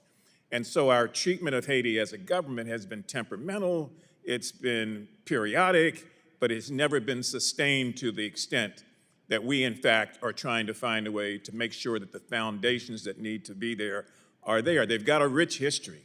I mean, it was 1791 that slaves who did not get to America were dropped off there and put together their own revolution against those who were enslaving them. It took them 3 or 4 years, but they won. They pushed back the troops that were coming in from France. Napoleon, the quote, great Napoleon, sent his troops there with an armada across right off the shore of the capital, threatening to invade. And Toussaint Louverture, who was the leader of the resistance, beat Napoleon. You know, they don't talk about that enough with Napoleon's history, but he was defeated there, turned around and went back to France, and then France, in turn, sends another big group of ships to come in and blockade Haitian ports for the next 10 years, and then impose something on them called financial indemnity, which means you've got to pay us in order for you to do business off your shores. It's all those kind of crazy things. In 1915, President Wilson had to send troops there because of the barbaric nature of those persons who had overthrown the government. And I think most of you know that from that point on, Claude Doc, Papa Doc Duvalier, ruled with an iron hand. He killed, murdered, tortured people. When he left, his son, Baby Doc, came in and did the same thing. It was so bad that by 1988, people were being hacked to death going to vote. Pregnant women being hacked to death with machetes. So this captured the world's attention, but it still took us several more years later to get involved. In fact, many of us argued with President Clinton at the time, you've got to send in Marines to stabilize what was really a torture and a massacre. So our Marines went there, they restored the government, and then there were attacks on the government because we couldn't stay there. So my point here is that this sort of violence that we've seen in Haiti did not start with barbecue, but he has found a way to make it his sort of torture and his sort of intimidation. We know after that, the earthquake came, we realized that the former president in 2021 was assassinated. We've seen all sorts of crazy things take place since then. I don't know to what extent the CIA is providing Colonel Yu or others with intel with respect to what's happening at that border in Hispaniola, where the Dominicans are on one side and where there's a lot of back and forth trafficking, or whether or not we're even monitoring it. But my sense is that this guy, Barbecue, has found a way to impose tariffs, if I can use that term, and just outright fear in the minds of people so that they're paying him. So 2 quick things, and I'm going to shut up. Temporary protective status is ended. I was here when it began. It began because of some of the things that I talked about earlier, that people there were being killed left and right, and nobody really wanted to pay any attention to it. We've got to find a way to extend that. I've written to the White House. We're going to continue to push back and push back. Unfortunately, the courts did not side with those people who were trying to extend it. But there are 300,000 Haitians here. If we sent them all back tomorrow, you can bet a good number of them will be killed and tortured because they will be seen as Americans coming back or forced to come back to that country. So I don't know to what extent, Mr. Ambassador, you're prepared to talk about your position on temporary protective status and the extension of it, but I'd be welcome to hear it. Well, I think as we mentioned earlier, Representative, TPS, of course, is a determination made by the Department of Homeland Security. Well, yeah, but they're not here. This is not past the hot potato today. I'm just trying to get your sense as an individual about whether or not we should be finding a way to extend it temporarily. Yeah. Look, what I have seen with other countries in the region where we've had TPS and so on is that it's not the 300,000 all go back at once. It's quite a number of the TPS beneficiaries have gained Homeland status Security there. said they're going to move the great dispatch to get as many out of this country as possible. So that's the reality, what they've said. And when you say that, you have to say to every person who's here, some of whom have families, and most of whom have families and raise their children, now we're going to take you out of your neighborhood, send you back to Haiti so you and Barbecue can figure out what happens when you get off the plane. That is not the way the United States of America should be proceeding on this. So when I asked, I'm assuming that you don't want to go beyond your orders here and give me your opinion, but you have to have some opinion. And I would hope that people outside of the White House have opinions also. We can't be complicit in murders that are going to take place as a result of trying to throw 300,000 people out of communities here in the United States and assume they're going to be okay when they get off the plane. I yield back. Thank you for the extra time, Mr. Chairman. Thank you so much, and I appreciate reiterating the history of violence that Haiti has faced and how this isn't a new issue and has plagued that nation for quite some time. I will just also, for the sake of stating it, the same way that I would never speak on behalf of the people of Maryland, as you wouldn't speak on behalf of the people of Florida, it's difficult when the State Department isn't able to respond to things because these are decisions made by other departments like Homeland Security and like the Department of War. Yes, we have personal opinions, but you know as well as I do as an elected official, sometimes our personal opinion of things comes secondary to our constituency. And so I know it's a very difficult position to be put in. And so I do appreciate that, Mr. Ambassador. At this time, I'd like to recognize an excellent member, the gentle lady from Florida, Ms. Wasserman Schultz, who I know will have a series of great questions regarding the people of Haiti and her constituency, which I believe makes up quite a significant amount of those. And Yes. so I recognize you for 5 minutes, but please feel free to go over as well. Thank you so much. Thank you, Mr. Chairman. It's good to see you up there, a fellow Floridian, and appreciate your kind words. I do want to, yes, acknowledge, highlight that I represent one of the largest Haitian communities in the United States of America. And I do, Mr. Chairman, want to just make a correction to an erroneous statement that Chairman Mast made before I arrived at this hearing, when he said that the terminated TPS for Haiti was only designated because of the 2010 earthquake. The most recent redesignation, and Mr. Chairman, if I can ask unanimous consent to submit for the record the 2021 designation of Haiti for temporary protected status into the record. Without objection. Thank you. That most recent designation from the Biden administration cites, quote, serious security concerns, social unrest, human rights abuses, crippling poverty, and lack of basic resources, to say nothing of the fact that the humanitarian situation now is just as bad or worse as after the earthquake. I mean, if an earthquake is the only valid reason for TPS to be extended, why hasn't Venezuela been redesignated? For example, they just got hit by 2 7+ earthquakes. That having been said, Mr. Kozak, you've indicated here that, and acknowledged, Haiti is not safe. It's dangerous, particularly the capital. You vaguely referenced Cap Haitian as being potentially safe, where people are going back to. I would no sooner want to be deported to Indiana than a Haitian with TPS here would want to be deported back to their country and not be able to return to the place that they were from. And particularly given that the country is absolutely dangerous, as you've acknowledged. The only explanation for sending people back to Haiti, knowing it is dangerous, knowing it will undermine the mission and lead to more death, is evidenced by the personal animus that the president seems to have for the Haitian people. I think the president has shown a whole lot of that, despite all the testimony about countering gangs. The Secretary of State and other members of the president's cabinet have made clear that mass deportations are their #1 priority.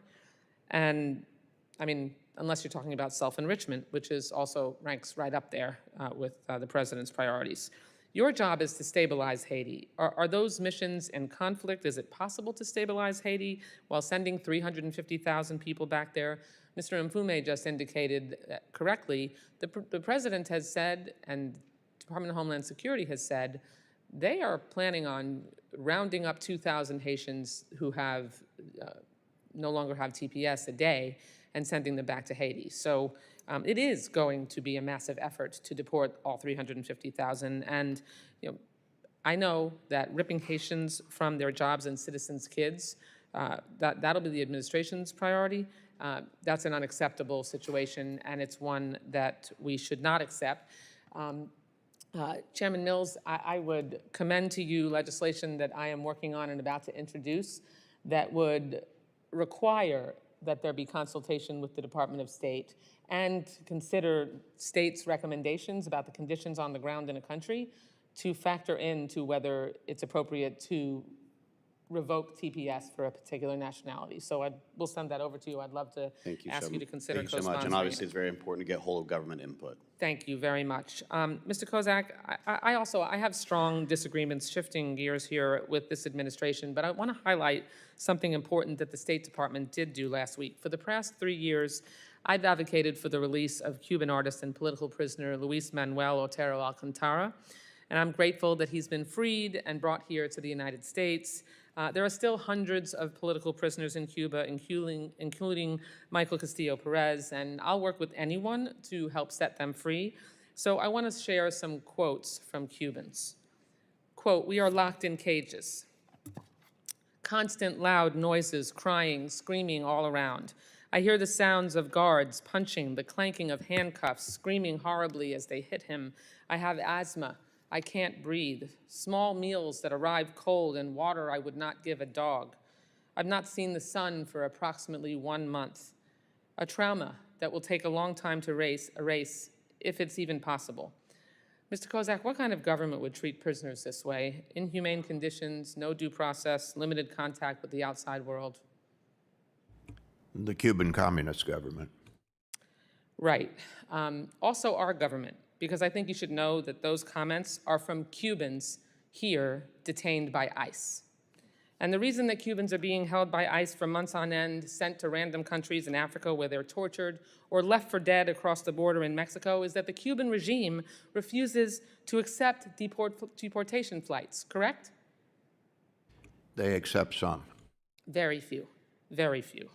That's why we passed the Cuban Adjustment Act and why President Biden offered humanitarian parole to Cubans and Haitians, the same benefits that allow Luis Manuel to walk free today. Unfortunately, this president, our current president, simply believes that all Cuban, Haitian, and Venezuelan immigrants, even those who pass background checks, earn work permits, and secure legal status, are nothing but criminals. That's outrageous, just as outrageous as you seem to indicate that the Cuban regime, which does treat their people just like I described, but unfortunately, this current administration does too. Thank you. I yield back the balance of my time. Thank you so much. Ambassador Kozak, I know you have a plane to catch. We do have a member who just came in from Ohio, Representative Miller. If you have the time for 5 minutes, I will keep it to the 5 minutes. At this time, I'd like to recognize the gentleman from Ohio, former military Marine veteran, Representative Max Miller, for 5 minutes. Thank you, Mr. Chairman, and thank you, Ambassador. I'll try to keep it quick. It's probably been a long morning for you. So I'm just going to get right to it. Haiti is and has been plagued by endemic corruption, gang violence, and narcotics trafficking for decades. The earthquake in 2010 only exacerbated these underlying issues. Since the country is so close to the United States homeland, this chaos has prompted multiple United States interventions to restore order. All this instability has led hundreds of thousands of Haitians to flee. There are many estimates out there that claim that there are anywhere between 700,000 and 900,000 Haitian migrants living in the United States. And although we all can understand why they do not wish to reside in Haiti, they cannot remain in the United States forever. So it follows that the United States Congress, as well as the federal government writ large, has a vested interest in seeing some semblance of stability in Haiti. Naturally, the UN-led multinational security support mission was a nearly $1 billion failure, excuse me, I had to look at that number again, that allowed Haitian gangs to expand their control over their country. I hope that the new gang suppression force is more successful, but even it has been in place for almost a year, and Haiti, well, it still looks like Haiti. I don't need to tell you this, but nobody on this committee or in Congress wants to see another United States intervention. That's why we need innovative solutions. You both are going to help us explore how to avoid and figure out how to stabilize this troubled country. So absolutely no pressure, gents, but appreciate you being here. Ambassador Kozak, under UN Security Council Resolution 2793, the special representative was required to produce a strategy with concrete, time-bound benchmarks no later than 9 months after adoption. That deadline passed 3 weeks ago on June 30th, and no strategy has been made public. Was it delivered at all? Are its benchmarks genuinely measurable? And will you commit to providing them to this committee?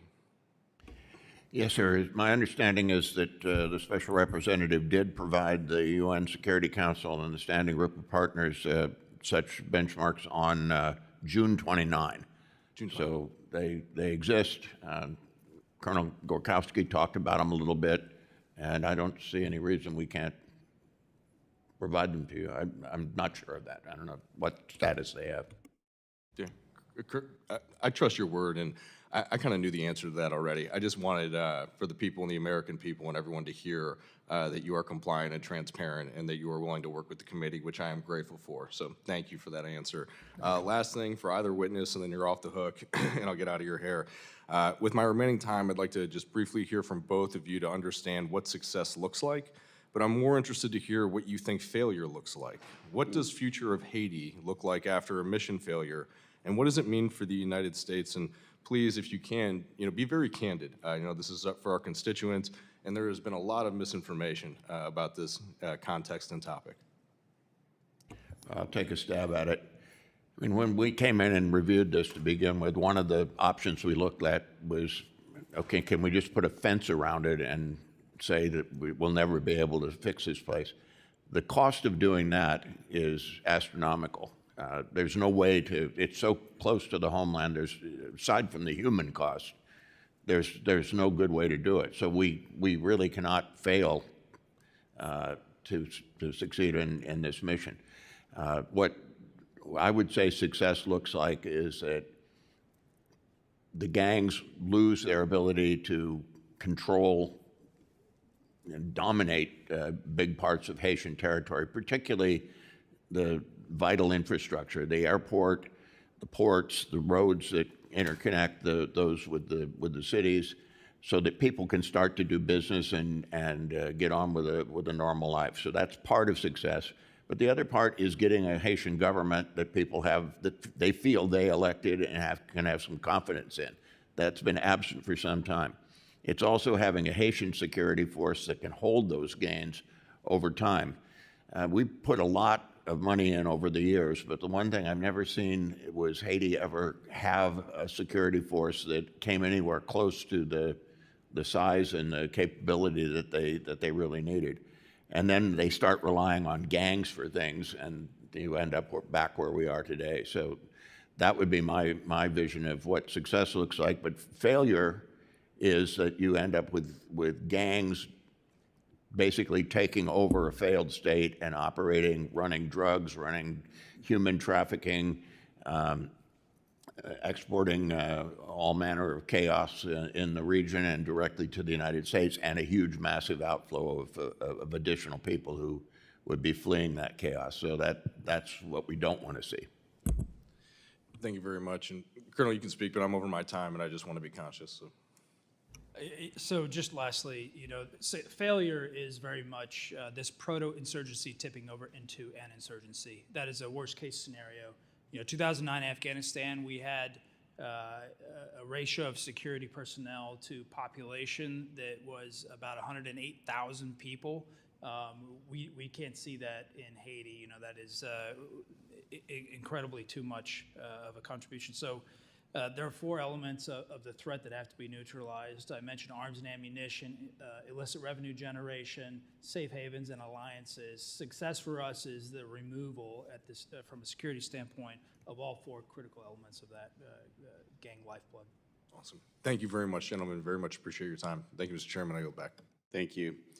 I want to thank the witnesses for their valuable testimony and for your service, and the members for their questions. The members of the committee may have additional questions for the witnesses, and we will ask you to respond to these in writing.